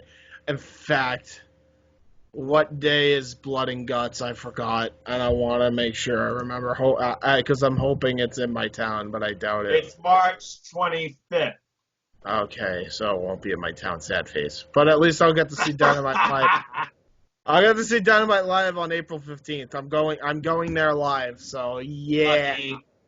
I'm not going to say lucky, damn it, lucky, because I've already seen AEW Dynamite live. Come back to Ohio! But I digress. Anyway, give me your summary, and give me your summaries and takeaways from Dynamite. Obviously, you kind of summed it up the best, honestly. Just I like that they're building up the Death Triangle. That faction's looking very promising. I love Jake. And I love that he's back as a manager for somebody. I think here's the thing. Everybody, I wish this is the thing that TNA should have done when they were bringing back all those old timers. If they were managers, that would have been perfect. And they know AEW knows that. They're bringing Tully Blanchard back as a manager, Arn Anderson as a manager, and now they're bringing back Jake the Snake Roberts as a manager. That's awesome, man. That's so smart. I'm fine with this. Hell, even if you want, I would, despite his BS from the past, I would not mind if you were somehow, just as an example, able to get Hulk Hogan and put him in a managerial role for somebody. That would be very interesting. I would like to see that. I would like to see legends come back and manage people. The future. That's what I would like to see. Just like Bobby the Brain Heenan did, just like Bob Backlund did, even though they kind of fucked that up with him and Darren. Just do that. Do that. I want to see that. I'm welcome to that. I cherish stuff like that. That's something that's missing in wrestling nowadays that AEW is bringing back, and I love it. And obviously that match between the handicap match essentially between Darby Allin versus Sammy and Jericho, and that Judas effect, that brutal God, midair. God. And I love how Moxley looks relentless, like I'm not gonna stay down, and then they made him stay down with that Shield bomb through the stage, and they flipped him off Shield style. That was such a nice touch. As a union, all five of them, I might. That was amazing. I love that. Great ending to the show, and it makes you want to watch next week. This is what AEW does so well. They give you a reason to tune in next week. What's going to happen next? You don't feel disappointed at the end of the show. You don't feel angry. You don't feel left getting pissed off. You feel excited for next week. That's what I love. My friend, Bree, hi, Bree. She was at the show. I mean, she was disappointed she didn't get to see Kenny Omega. Because as you know, Kenny Omega and Nick Jackson were not medically cleared. Yes. They were not medically cleared after the match they had at Revolution. They were MIA. So, with that being said, though, I do want to briefly talk about the women here. Because, again, we had our moment. Britt Baker, Tony Schiavone, your favorite thing. But Big Swole, she's making her way up, I believe, in the ranks. And then, of course, they talk about the idea of Britt Baker being the role model, while Big Swole, her story makes her seem like a role model. It sounds like they're building a feud between those two. And Leva Bates, Leva Bates, come on, man. I love her character, but I don't know. I don't know. She needs something. And as far as, Jeff too damn talented. She's just make her a serious competitor. She's too damn talented not to be. I've seen her work on the indies. She's cosplayed every possible person you could think of. And let's also talk about MJF's brief backstage promo where he berated not only the champion, but Jurassic Express and Cody and showed a new shirt. I gotta ask you, man. Talk to me about MJF. Do you see him being the next person to challenge Jon Moxley for the title? Yeah. I do. I mean, after that, are you telling me that you wouldn't want to see what would happen between MJF and Moxley? I sure as hell want to see it.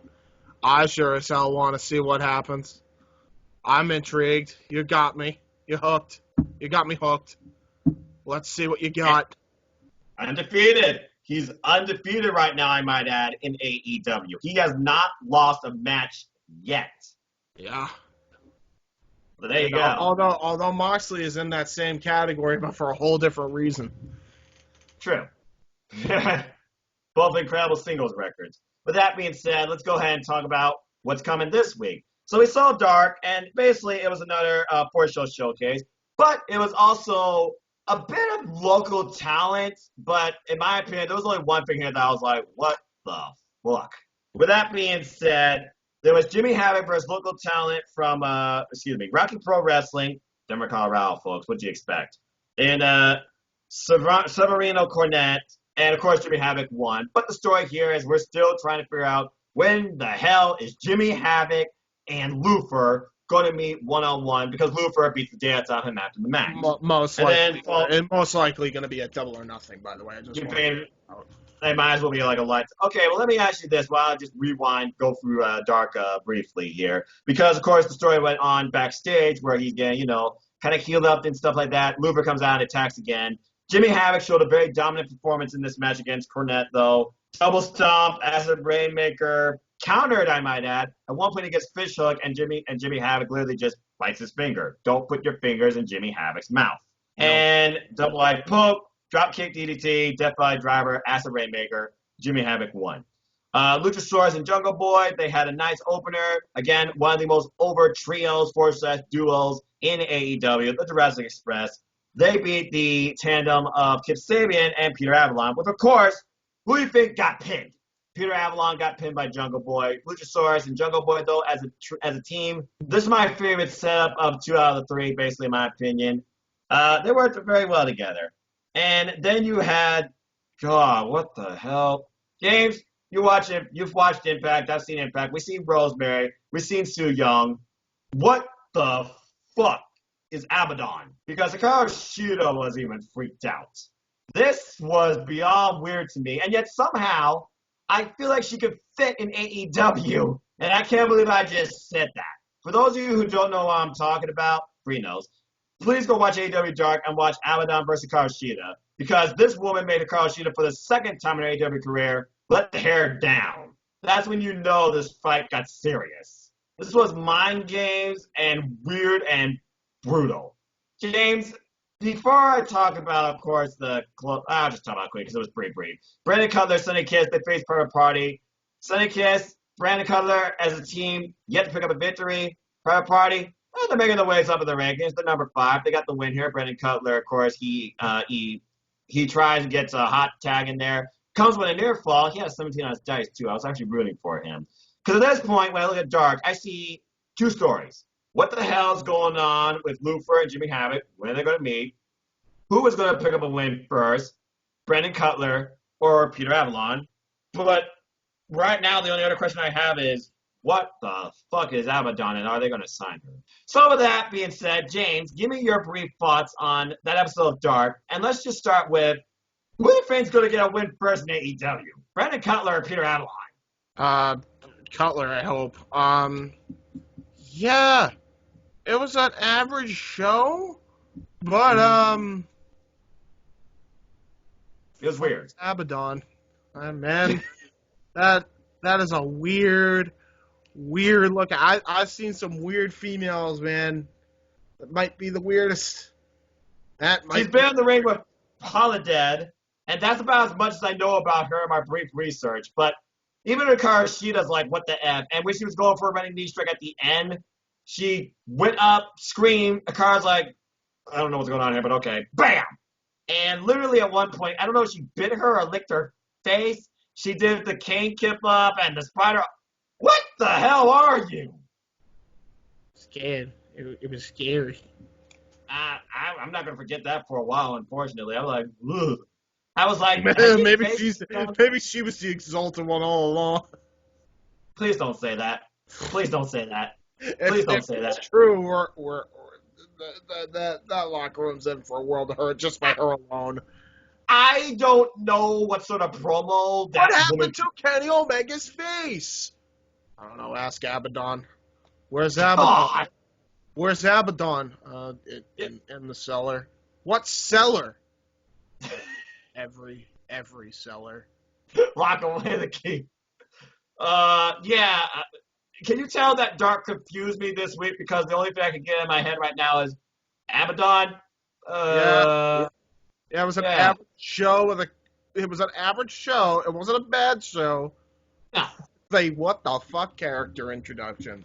The thing is with Dark, you get wins and losses matter, of course. You get like an average match. You sometimes get a really great match. You sometimes get like a fun match. This week gave me a what the fuck moments. So Where's Ross Twiddell when you need him? I don't know. Run, you buy, run. Oh my gosh. That was probably the craziest thing or competitor I've seen yet in AEW and probably in wrestling in a long time. Yeah. But with that being said, is there any other takeaways you have from Dark? And if Lufer That's and the Jimmy only takeaway I got. That's honestly that weirded me out. Again, we briefly talked about it. Yeah, Luchasaurus and Jungle Boy at this point, they're 0-0, 1-1 in tag team ranks. And of course, it's going to change tomorrow morning when Jen Decker gives us the latest rankings. I like that. I like these live reports that Jen Decker does. And these control centers that Jen and Tony does. Again, AEW constantly evolving. They evolved over, their span. Really keeping us up to date and trying to put stuff out at the right time, too. They had that problem for a while. Right. Kip Sabian still 0-0 in tag matches. Peter Avalon 0-4 in tag matches. Keyword, tag matches. And let's see here. Jimmy Havoc, he's 2-0. At this point, got to be 3-0, I imagine now. Yeah. That Steve guy, it was local talent, folks. Rocky Pro Wrestling. I don't know if we'll see them again, but it was nice to give local talent a chance and not look like complete jobbers. I'm like, nerd. Anyway, Abadon, stay away. Hikaru Shida, singles action. She's 3-1. before you continue, you do realize, like, back in the day, jobbers used to get offense in, and now that it's completely gone the other way. Yeah, absolutely. I do want to point that out, like that I like that the fact of bringing that concept back. Yeah.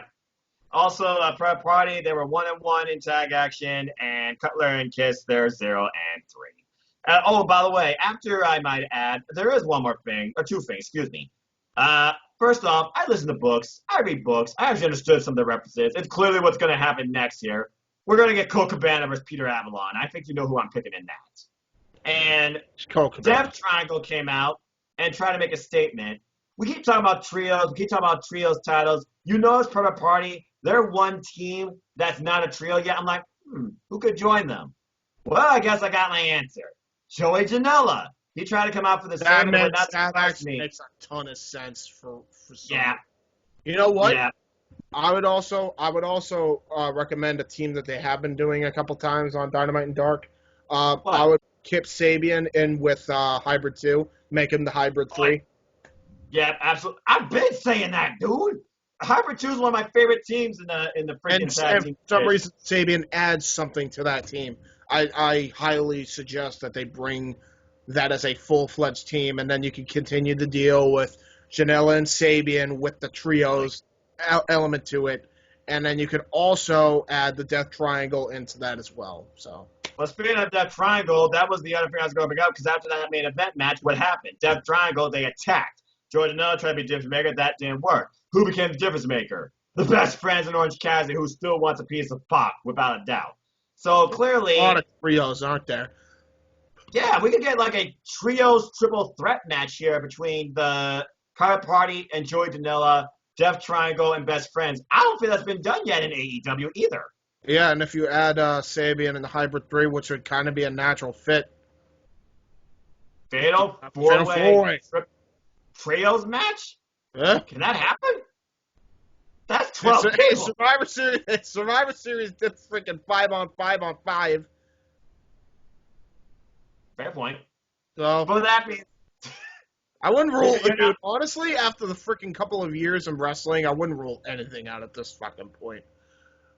Because there's been a lot that's happened that I didn't think was going to happen.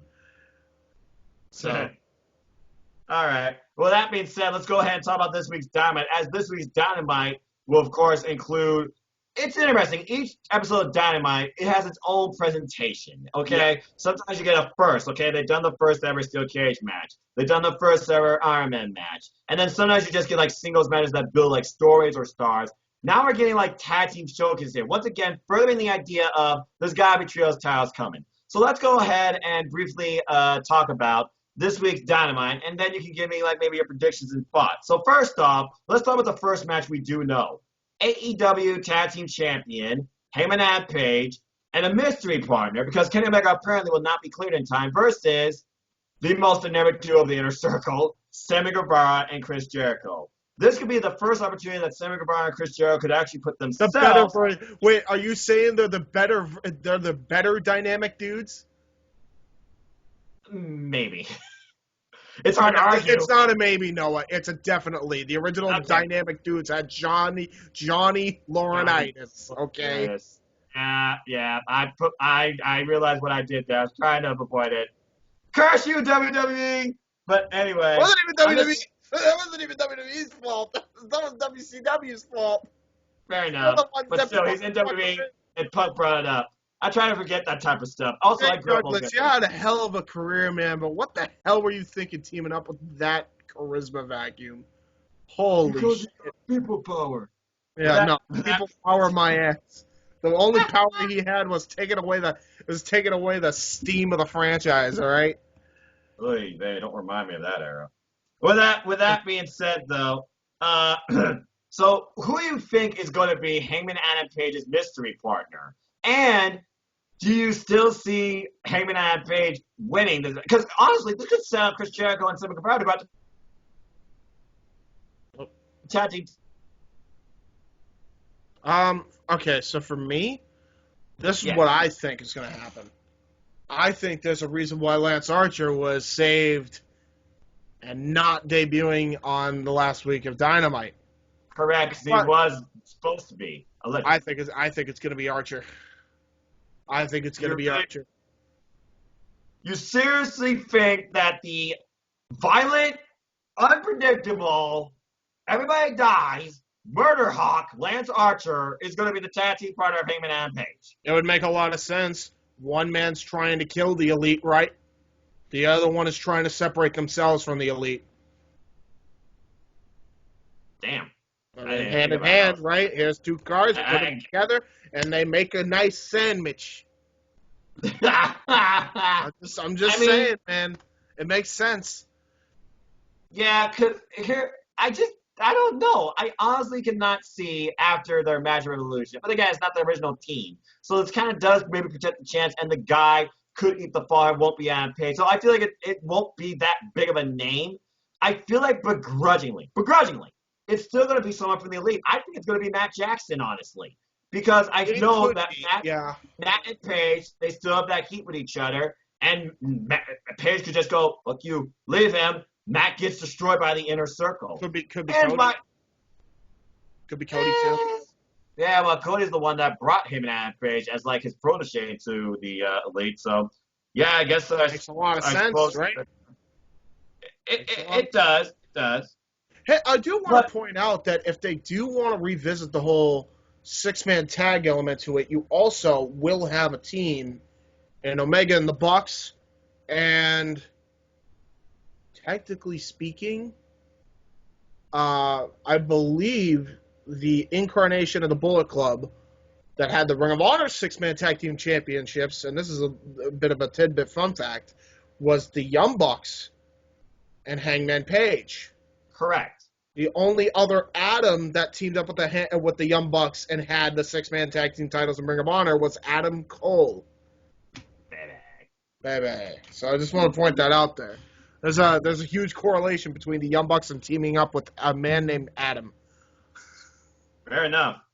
Okay, so we gave our thoughts with that. Let's go ahead and talk briefly about Cody versus Ortiz. You saw the road to Salt City. I think that's an easy win here. Cody's got to get something. Jake the Snake's going to probably tease him with more mind games. I don't see something happening this soon, considering what's going to happen after this week. And I'll just go ahead and say right now because they already showed it. We're going to learn the rules this week to Blood and Guts. If it's not the original War Games, I'll be bloody freaking shocked. But we know who's going to be in the first ever Blood and Guts match. The Inner Circle in its entirety, the 5 men.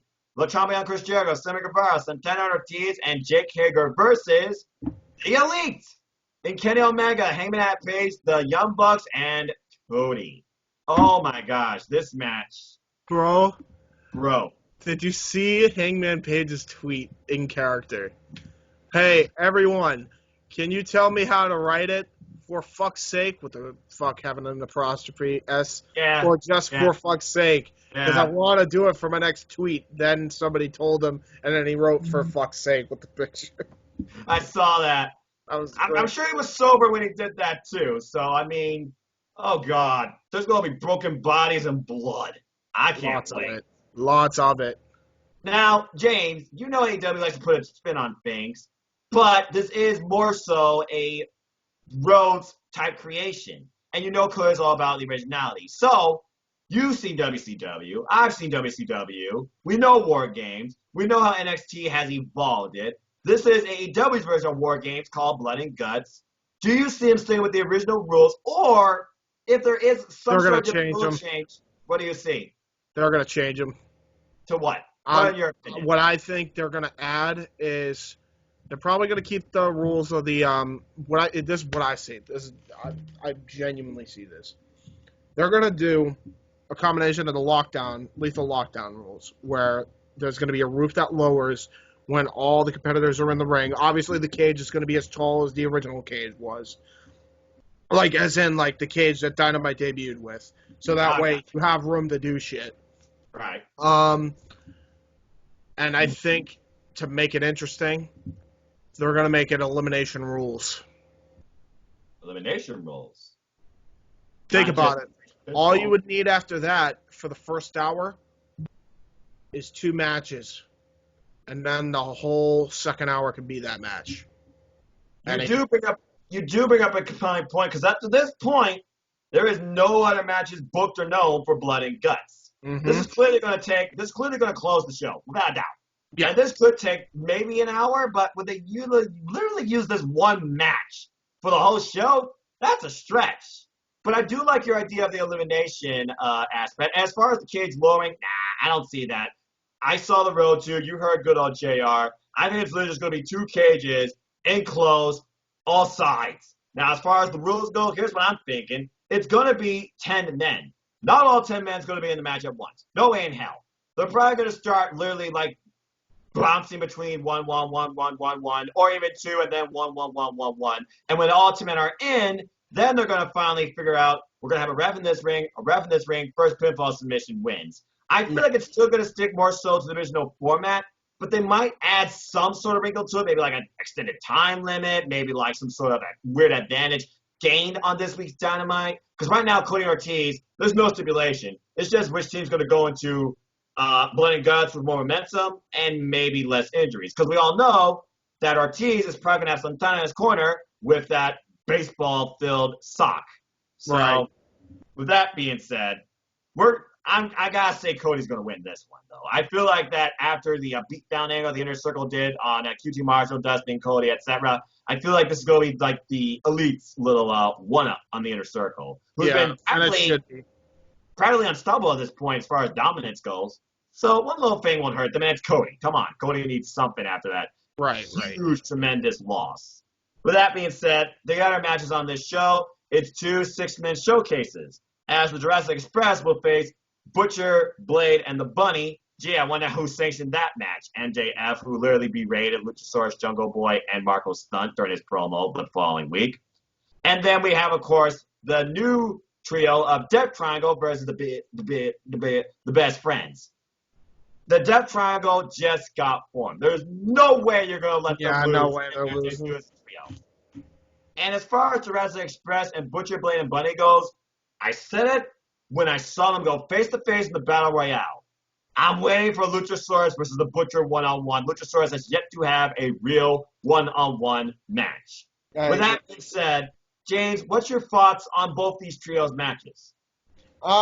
Different in the case of the Bunny being involved in an intergender-ish one, from what you said. Yeah, sort of. I think MJF's actually the guy with Butcher and Blade. It's just Bunny's with them. Oh, I thought, yeah, all right, I didn't hear that.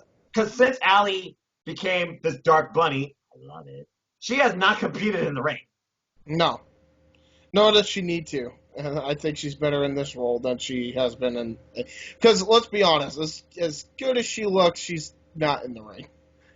Like I said, that guy, but I fought her in Smash Wrestling. I've seen her character metamorphosis for Impact through Smash. She's been Cherry Bomb. She's been Undead. She's been dead. Hey, they recently put out something on Impact Wrestling's Instagram. Hey, remember Allie beat Laura Van Ness? You all might know her as Chelsea Green from NXT, aka the Hot Mess, for the Impact Knockouts Championship for the second time. And I recently saw a match through Women of Wrestling, not Women of Wrestling, whatever CCW calls their women's division. I think it's like WS United. She recently had a one-on-one match with Tessa Blanchard. That was very competitive. So I know she's decent and she loves what she's doing.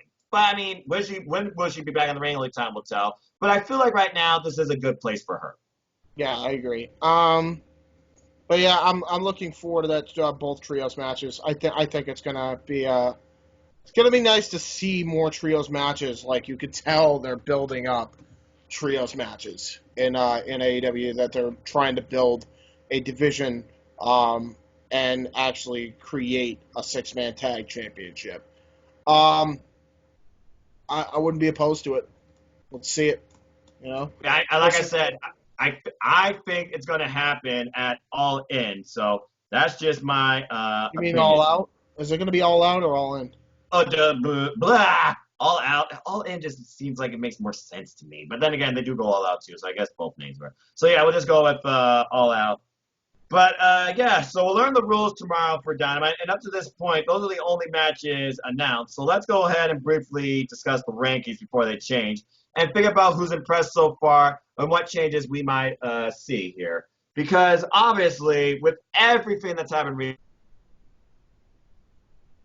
of course we know Jon Moxley, he's number one. I'm briefly looking at the rankings here. We got in this order: Chris Jericho, MJF, Kenny Omega, Cody, and Pac. Now, clearly, Chris Jericho, he has not had a singles match since his freaking loss to Jon Moxley this year. That's his first singles loss. He's 0-1.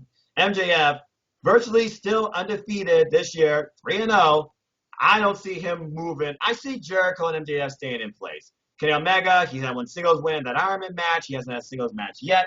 And then Cody, who of course has that loss, this singles match could push him up. Then you have Pac, who's at the bottom.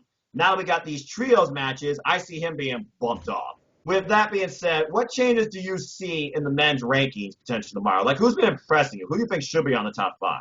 Who do you think should be well, personally, it probably should be. I think Allen should be up there. Hopefully, I don't think he will be, but I think Allen should be there just because Cody technically shouldn't even be on the rankings. I don't know why he still is, just because of the promise that he made, obviously. Because I'm thinking it like this, right? Unless he does what Moxley says and says, just go back on your word for fuck's sake, because you got screwed, you got cheated, essentially, right? Right. And they do that. I don't see how you can have Cody in the rankings and not have Allen in there, because Allen should be right up there with MJF, with Jericho, with Moxley, and with Pac. Absolutely should be up there. If not Darby, then Omega.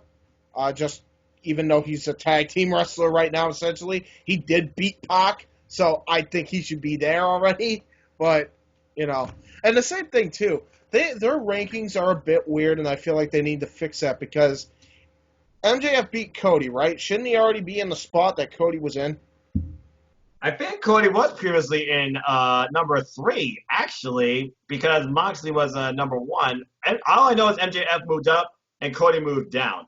Kenny Omega, he moved up, I believe, from 4 to 3, because I think Pac was 3 previously. Right. So, and keep in mind, the rankings are not just based on wins and losses. They have told you that. It's based on, like in-ring, aesthetic, etc. There's a lot more stuff to these rankings than we know about. So. Right.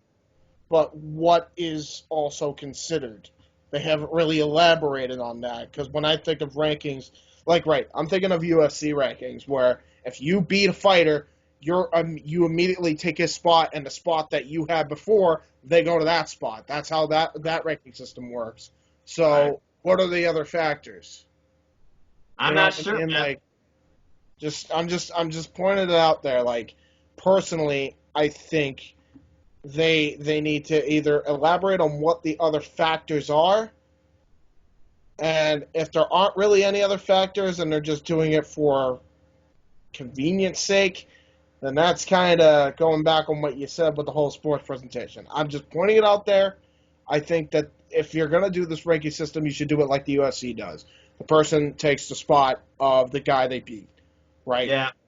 Well, I mean, with Tony Khan further influencing like the creative direction and more stuff like that, I'm sure he's constantly looking at this too and trying to better proofread it. Right, we all know how much Tony Khan has been getting more involved in AEW this year alone, okay? Yeah, he even pointed out how much he hated the finish to Riho and Chris Statlander when the Nightmare Collective was a thing. Yeah, I'm glad he's getting involved, and I'm glad he's putting his foot down with certain things about that, but not overstepping everyone's creative freedom because of one bad segment. Vince McMahon. Sorry, frog in my throat.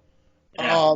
And speaking of creative ideas, and I did want to bring this up because I talked about how I had that whole idea with the whole weigh-ins, like press conference thing that we were talking about. Here's another sports-centric creative idea that I can see them doing. And I don't know why they haven't capitalized on these. Do you remember when Punk was on Cabana's podcast and he talked about how wrestlers should have sponsorship deals on their trunks and on their ring gear and on their entrance attire and stuff like that? Yeah, I mean, Brock Lesnar had Jimmy John's on his gear forever. That's what I'm saying. I think they should do that for everybody. That makes the wrestlers money. That makes AEW money. When you like what New Japan does, all those stuff around the ring on the canvas is sponsorships. They do that in AEW, like Pro Wrestling Tees, like Cracker Barrel, like they have right now, like sponsorships in the ring. JR's barbecue sauce you can even put in there. Like, stuff like that, put around the ring. Make it feel like a sport, like the UFC. They have their sponsorships on the Octagon canvas, right? Do stuff like that. On top of that, I think that they should also do, there was like one other thing that I was thinking of, and that may have been the thing, actually. It might have been a 2-for-1. So, like, sponsorships in the ring and then sponsorships on the wrestler's gear to really, like, drive the point home. Yeah, we're really trying to be sports-centric while also being, to a degree, a better version of sports entertainment, not the sports entertainment that you're used to. Or WCW 2.0, as people always keep pointing out, because you got all these names from WCW. I kind of like that idea, but the thing is, I don't think AEW wants to define themselves more to an identity of another company. If you do that, like, on the canvas, you will form more like New Japan Pro Wrestling. And to be fair, wrestling is not MMA fighting. I can see them maybe doing more talk about on commentary, like, how Sports Entertainment talks about, we're brought to you tonight by Progressive or Skittles or Snickers. Yeah. Blah, blah, blah. And I mean, they do talk about Cracker Barrel at pay-per-views when they do the Cayman Hour sponsorship. They even had Cracker Barrel barrels and food involved in a gimmick match. I think that's a little overkill, but that's just me. Well, so I get the idea what you're talking about when it comes to sponsorship, where you're trying to further your investment and the value of your company and superstars. Maybe that could be a long-term idea. I just don't see them doing that right now. Not right now. Absolutely not right now. Ease into it, but not even putting it on the barricades. I mean, to be fair, when Rick and Morty was part of the ring gear, like the post and all that and the turnbuckles. Right. I mean, they did advertise that show because that new season, but it also made sense around what time? Halloween. Yeah. So maybe it just depends on, like the actual set up itself. Right now we're just Bill March, nothing like real big going on. And they're doing like these little sponsorships through their t-shirt sales, for example. Like you buy this shirt, for example, we waive the fee for adoptions. I think that's a beautiful thing. Buy this shirt, we donate money to the Red Cross. So they're doing subtle sponsorship things and community services per se through their gear. It's just not being, necessarily painted on like the barricades and ring, which I'm okay with for now. I'm surprised WWE hasn't done that, to be honest with you. I pointed out there because if they really want to look like a sports-centric feel, they should go about doing it that way. And I know a lot of people think that they don't want to look like New Japan. Here's the thing. Right. New Japan copied that idea off Pride. Pride and New Japan do the same thing. Pride's an MMA fighting league in Japan, like the most brutal fighting league in all. People die in that, dude. People die. But there are sponsorships there, and New Japan got that idea from them, and from what I understand, New Japan's more popular than Pride. So it's not out of the realm of possibility. Do I think AEW will be more popular than UFC? No, probably not. But to make it look like a sport and act like a sport, do that and make it very sports-centric while also maintaining the sports entertainment element of pro wrestling. And the way you maintain that aspect of it, too, is do what MJF has been doing, which is media appearances. This is a huge thing that I like to see that's being brought back. I like that Cody's doing it. I like that MJF's doing it. I like that Jericho's doing it. Have everybody do it. Have everybody show up everywhere in different media outlets. Hell, have Darby Allin show up at, like, Hot Ones or something like that. Do stuff like that. That would be huge. Hell, that can help you get a Hot One sponsorship, and you can have Hot Ones as like a sponsor for AEW, put it on the canvas.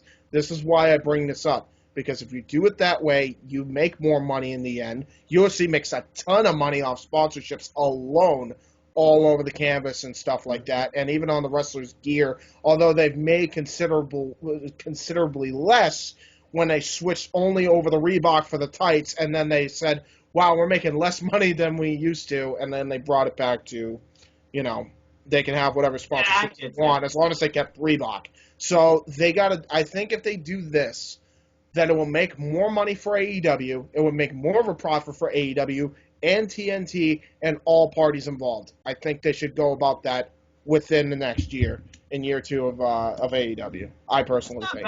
It's not a bad idea with their contract already extended for another 3 years. Congratulations, AEW. We already know that. And so we know they got a lot to prove then they already have. I mean, Cody's even said, how we just do better than the next week and the next week and the next week and the next week. Because whether you think of it a war or not, I don't. I simulcast both. AEW beats NXT every week. Yeah, every single week. Emphatically, I might add sometimes too. And as much as I like NXT, here's the difference between NXT and AEW. NXT creates stars, and while they do push proper stars, AEW lets the stars create themselves and lets the moments happen than trying to create moments.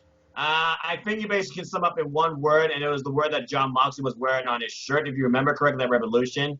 Unscripted. Yep. But with that being said, before we further talk about stuff, let's briefly talk about the women here, because we don't have a women's match known. You know there's got to be one. It would not surprise me if it's Big Swole, who's at the meet and greet I might have for this episode, versus Britt Baker. With that being said, the women's ranking, Hikaru Shida is number 1. Yes.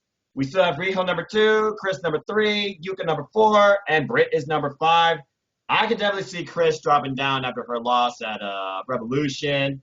And at this point, the next title match, I see it happening at Double Nothing. It's got to be Hikaru Shida versus Nyla Rose if they don't find somebody like Nick McFire like you prefer. But with that being said, James, I've seen it in chats from you, Cindy, others, etc. We have been the most critical about AEW's women's division. Still are. With that being said, what do you think right now of the current state of the women's division? And how do you see the rankings shaping up between, well, the next 8 hours? While it's not their strongest division, I definitely see improvement from, NyQuil Collective era. So anything's better than that. And even Brandy has admitted that. So there's definitely improvement. As far as in ring, there's obviously some edges that kind of need to be smoothed out. And what I recommend is you don't need, and not everybody needs to be Kenny Omega. Not everybody needs to do, just pace yourself. For the love of God, I feel like, right, this is the one thing, and this is why there was huge botches at the match at Revolution. They were rushing into spots way too fast, way too quick, and they could not handle it because they're very new. Like, let's put that in perspective. A lot of these women's wrestlers that they have are new to the scene, with the exception of Riho and Yuka, and maybe even Emi Sakura.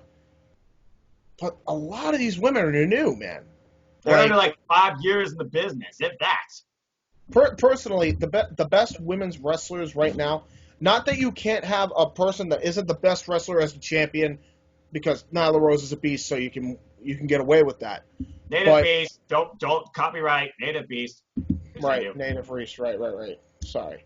I would like to see her contenders be Hikaru Shida. After Hikaru Shida, probably Shana. Shana's impressed me the most, honestly, out of all the women. Shauna's impressed me the most. I think she can go 100 miles an hour and not miss a step. She's that good. So I would have her as a contender for Nyla at some point down the road. Especially considering there's a natural feud there anyway, considering what Nyla did to Shana, power bombing her through tables. So I would think that would be the best thing to do. It's definitely improving, though. This division you can definitely see they're improving creatively, and they're trying to make you care, and I appreciate the effort. So I'm going to keep giving them a chance. And they're proving me wrong. I mean, they had the best women's match on Dynamite like not too long ago with Shauna and Statlander. That was their best women's match to date. So without a doubt, I was going to talk about that. That would really put me on the map with both Shauna and Chris Statlander. I knew Chris was already coming in with a very impressive offense, as she was supposed to challenge Rico for the title, but then that got rescheduled because of independent dates. And then, of course, you had Shauna, who's formerly from RevPro. That's how I know her. She has been nothing but impressive for me over time. And then that match, that was just a striking war with her and Chris. Loved that. That's probably my favorite singles match to date in AEW history. That's just me. Right. With that being said, yeah, I feel like at this point, though, Chris, we had the post interview with Alex Marvez. She's just got to redefine herself, go explore the galaxy and, figure out where it went wrong and what you need to do. Because right now, I don't feel there's nobody right now that can take that title from Nyla Rose. Hikaru Shida's probably your best pick, but even then, I think it's still too soon. You really need to build this idea. Can she beat this dominant force? It's got to be Cyborg, bro. It's got to be. If it's not her, the only one legitimate enough that I think could actually take on. Unless you just bring in Tessa and then do it the other way around. Well, I mean, her contract is legitimately expired this summer, I think, if I remember correctly. And they do have, of course, All Out at the end of the summer. That might be how you officially bring in Tessa Blanchard. Not as champion, but maybe into the company. Because we did not see her in that last Casino Battle Royale. If they do what they did last year with the men and the women's Casino Battle Royales, where the man was at Double or Nothing and the woman was at All Out, I could totally see that happening. But with that being said, we've talked so much about the tag division and this unique duo of the champions in Hangman Adam Page and Kenny Omega, and we're just waiting to see how long before this implodes and what team might beat it. There might be a new tag team introduced if Chris Jericho and Sammy Guevara, they get the win over this, but I don't know if Page, he cares about the title that much to prevent that, or if he's paired with, I don't know, maybe Matt Jackson. He's like, fuck this, I don't care if they win, they can't take the title from me anyway, because you guys tried to take this from me, you couldn't. I look at the tag team division, and you got Dark Order, Young Bucks, SCU, Best Friends, and Private Party in that order from 1 to 5. Private Party finally making it on the board. I can see them definitely moving up. Best Friends have had some mixed fortunes. SCU, they're still dealing with the Dark Order. And right now, as far as tag team goes, by the way, when I mean tag team, I mean just two people, folks. They're still number one because they haven't been beaten this year in a 2-on-2 tag team match, the Dark Order. So, is the Dark Order destined to become your new tag team champions? And will it be because of this Exalted one? So, James, what changes do you see coming up in the tag team division? And who could challenge the tag team championships next? And do you see him and Adam Page at the point where in the next title match, he turns on Omega and they lose the title? Or if they just lose the title in the match, does he finally turn there? Yeah, I mean, we already talked about it. Changes in the tag team division. There's going to be another tag team division in the Trios division. We kind of already brought that up. Yeah. As far as who I think could make their way into the rankings, or make their way up to the rankings, I should say. Mm-hmm. I would personally, I think it's too soon for the Dark Order. I personally would like to see Proud and Powerful try to make their way up again, because I think they're long overdue for a tag team title reign. I think that's the natural conclusion, is that they lose the tag team titles to the Inner Circle, and then Page finally snaps. But that's the only way I see that happening. Just because knowing AEW, they'll find a way to do something else that might not even do it that way. But I would personally like to see Proud and Powerful get their win, like their tag team title win. And maybe, if not them, Young Bucks, maybe to take it off of Hangman Adam Page and Kenny Omega. Maybe. At Double or Nothing, maybe they have a rematch. Just so that way they can bring in the hashtag top guys. Hopefully, God willing. I think they're on their way out anyway, and I don't blame them. I mean, there's a lot of possibilities right now before Double or Nothing and the tag team rankings. Just the way it's laid out, there's some teams there that could definitely make their way up the rankings. I don't understand, and we're talking about the rankings, why there's only 5 and not like a 10 ranking system. I mean, that would be too deep, because think about it, WWE does always let the power 10, and it's not like those actually do anything. And lately on the top 5 moments of AEW, instead of getting like a top, like your other 5 just blank, she does do honorable mentions. So who knows? Maybe Jen Decker will start doing maybe honorable mentions, or who she thinks might impress her, or who she might see move up. But I think 5 is a pretty good number. At least they didn't do 3. True. So there's that. All right, so we briefly talked about the rules of Blood and Guts. We know that it's coming up after tomorrow, before Blood and Guts. So Right. At this point, let's go back and talk about the talent that we thought was going to show up but hasn't. Lance Archer. You keep thinking he's going to be a Jake the Snake guy. So if you are trying to introduce Lance Archer into this whole folly between Cody and Jake the Snake trying to take Cody's piece of the pie, how would you do it? How would I do it? Yeah. Have him Pearl Harbor Kenny Omega in the back, or Kenny Omega, Cody in the back, and just start wailing on him. Like just beat him down right before the Blood and Guts match, and have Jake the Snake be the guy leading the charge in that sense. All right. Could be interesting. We all know Cody is about not just himself. He is both, executive vice president and wrestler. And he wants to continue to be the wrestler as well. He's still a darn good wrestler, too. But the thing is... With a prison tattoo. Yeah. The thing is, though, him versus Archer, though. That would be a wild match. I just don't know if I could see that being Jake the Snake's, second. I don't know if it's going to be like advocate thing, manager thing, side thing, or he's going to be with his person every week like totally is with Shawn Spears. There's a lot of questions here. I still think it's going to be Brody Lee, and it's just going to be out of nowhere that Brody Lee shows up, wide-eyed face and all, and BAM! He freaking just gets clotheslined Cody, and you get that feud. Because I could definitely see them pulling that off. Now, as far as other potential things that could happen between now and Blood and Guts, you got to imagine tomorrow night Jon Moxley's going to come out to raise hell. And I feel like Jon Moxley's going to be the reason why, you know what? I think that actually makes sense. I think I just figured out his partner. It's going to be him and Adam Page and Jon Moxley versus freaking Sammy Guevara and Chris Jericho. Probably. Yeah, honestly, probably. I mean, and not to bring that up, that would make a lot of sense, wouldn't it? Makes sense. Makes sense. A guy who's not with the Elite but is AEW champ, and had him.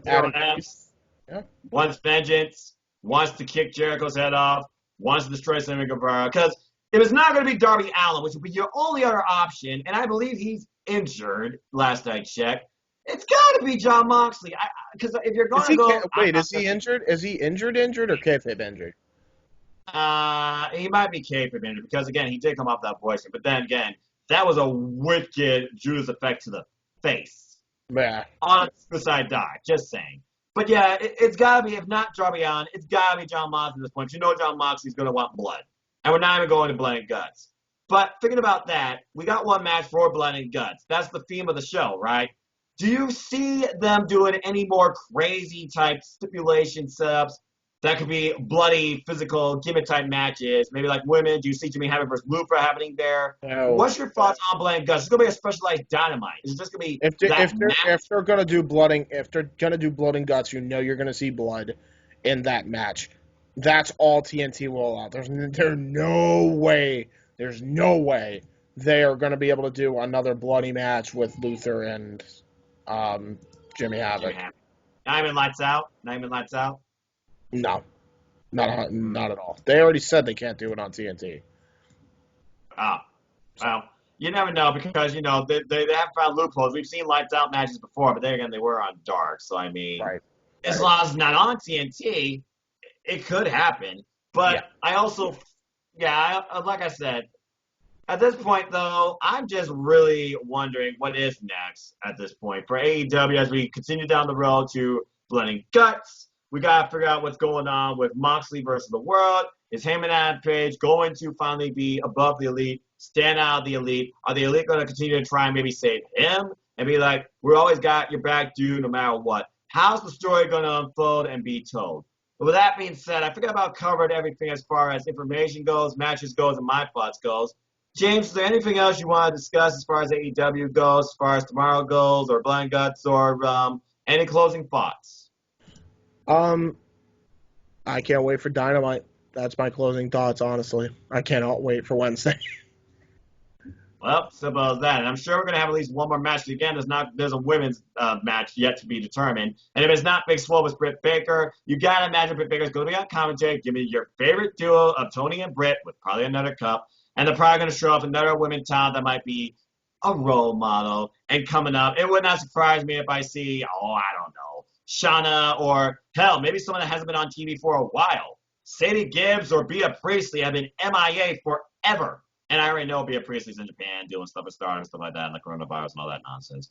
I have no idea what's going on with Sadie Gibbs. And Mel, she is still, I guess, still being figured out because we haven't seen her with Luther. She's also MIA. They're still trying to figure out the women's division. And I guess we'll see what comes out of this trio showcase with these two matches. Because as far as I'm concerned, we're just waiting for friggin' trios titles to be officially announced. And if it's not Double or Nothing, gotta be at All Out. But with that being said, I feel like the trios titles, bring them in at Double or Nothing at this point. You have at least 6 off the top of my head trios in your company. That's more than enough. Ring of Honor has proven it. Yes. And as far as Jeff Cobb goes, I hope he does sign. I hope they figure that out. I don't know what's going on with Brian Cage. Tessa Blanchard will be a nice addition. And Free the Revival. And as far as Matt Hardy goes, maybe we'll see him here. Maybe he'll work in on NXT. Only time will tell. With that being said, those are just my closing thoughts, remarks, and just ideas and ramblings for AEW as we prepare now for AEW in Salt Lake City. So we are done here, folks. So thank you for this extended edition of AEWSPARK. Tune in or listen if you have YouTube Red, because sometimes that's the best way to do YouTube. Saves your battery life, and it's easier on the ears and eyes. Thank you for tuning in. Please let me know any comments, feedbacks, any thoughts you might have on all things AEW. Dynamite, Dark, pay-per-views, roster, analysis, hatred, love, criticisms, high, low, strengths, weaknesses, you name it. We want to talk about it. We'd love to discuss it with you. James, it was an absolute pleasure. I'm glad I got to discuss this with you. It's good to finally have my mouth back after dental surgery. Folks, these episodes will not be this long. This was just really, really a catch-up show. And there was a lot on my mind. I'm glad I got to talk to it with him. Anything you want to plug and where can people find you? You guys can find me. I got to be quiet, by the way, because my parents are going to sleep. You guys can find me on YouTube, youtube.com/user/JHebertSide95. That's JHEBERTSIDE95. You can also check me out on Twitter, which is at JHebertSide95 also, as previously mentioned. And also check out my reactions on my YouTube channel for AEWREvolution. We did it with the Rundown crew and the Indie Force crew. Check that out. Also, check me out on Instagram, although I barely post on there, at JHebert95. And check out my CAW League, youtube.com/user/Weymouth Youth Wrestling. That's it. All right, there you go. Thank you so much. And for those who want to know more about me and for the first time tuning into this channel or this voice, know this. I'm just a simple man. And if you haven't figured out by the background, whether blurred or unblurred, I am a lifelong fan of wrestling. And not just voice entertainment, but all things wrestling. The good, the bad, the ugly, the small, the huge, you name it. So if you want to talk to me about anything wrestling, the 5 brands of WWE, or NWA, or Ring of Honor, or Impact Wrestling, Japan Pro Wrestling, my number one, or All Elite Wrestling, or Stardom, or Pro Wrestling Noah, the list goes on and on. Independent wrestling in general, support pro wrestling, folks, because that's where all these great companies come from. A little bit up on Twitter, NoDK.com/NoahChase, my Twitter page, or follow me on Instagram, #SomeManLife at InFoster1916. It's also the same Twitter handle, too. Follow the Simple YouTube channel, of course, weekly content every week. Stay tuned for a special trifecta feature, 205 Live match, where I will be seeing the 10-man tag match live this Friday and getting my WrestleMania sign point in, as well as simply predicting on both Ring of Honor 18th anniversary and past vs. present. Good luck with good brother Chris. I might also do some stuff highlighting what I've seen so far from the NJPW Together project as they continue that. It's been great talk shows and listens and insights to why they are, who they are, why they saw these matches that didn't happen, such as Tetsuya Naito versus Hiromu Takahashi, and more. But also, please, if you haven't figured out by now, support NoDQ, forever indebted to NoDQ family. The reason I got into YouTube. Buy a shirt, buy a tapestry, buy a mug, buy a sticker. NoDQ.com/mercy in the store. Follow NoDQ.com on other social media platforms. Your opinions matter. Those are comments on everything. Polls, calls, memes, gifts, reviews, recaps, polls, sexy female pics. You name it, it's there primarily done wrestling with W Wrestling with a little bit of AEW and independent site as well. And as always, I'd like to close. Support your wrestling outlets, both big and small. Let's keep growing this incredible, diverse, unique, elite, unscripted wrestling community together. Simple as that. With that being said, thank you so much for tuning in to this extended edition of AEWSPARK. Please like, share, subscribe, comment, tell a friend, hit that bell to know the next video is going to go live on this channel. Hit the subscribe button. I just like doing this for fun. And I like to just chat with our wrestling fans. This will continue every week. It will be resumed normal. We're going to try and keep it under an hour. This is just an extended edition. Stay tuned also, NotiQ Galaxy, for the NotiQ Galaxy Predictions League. I'll do a video on that too, because I know a ton of people probably want to participate in WrestleMania weekend, where we will be doing both TakeOver and WrestleMania together. So get ready for that. But until the next video, as always, I hope you all take care, enjoy life. Tomorrow's never guaranteed. Treasure your families, enjoy life, enjoy wrestling. And if you want to join me here, just direct message me. All you need is Skype. You don't even need to be on video if you don't want. I know some people are like that. Just have a working mind, and let's talk all things All Elite and AEW. So until next time, I hope you all, as always, have a good night. Be healthy and safe, too. James, Bye-bye. thank you. Thank you. Too sweet. Everyone, remember, Sweet. be elite.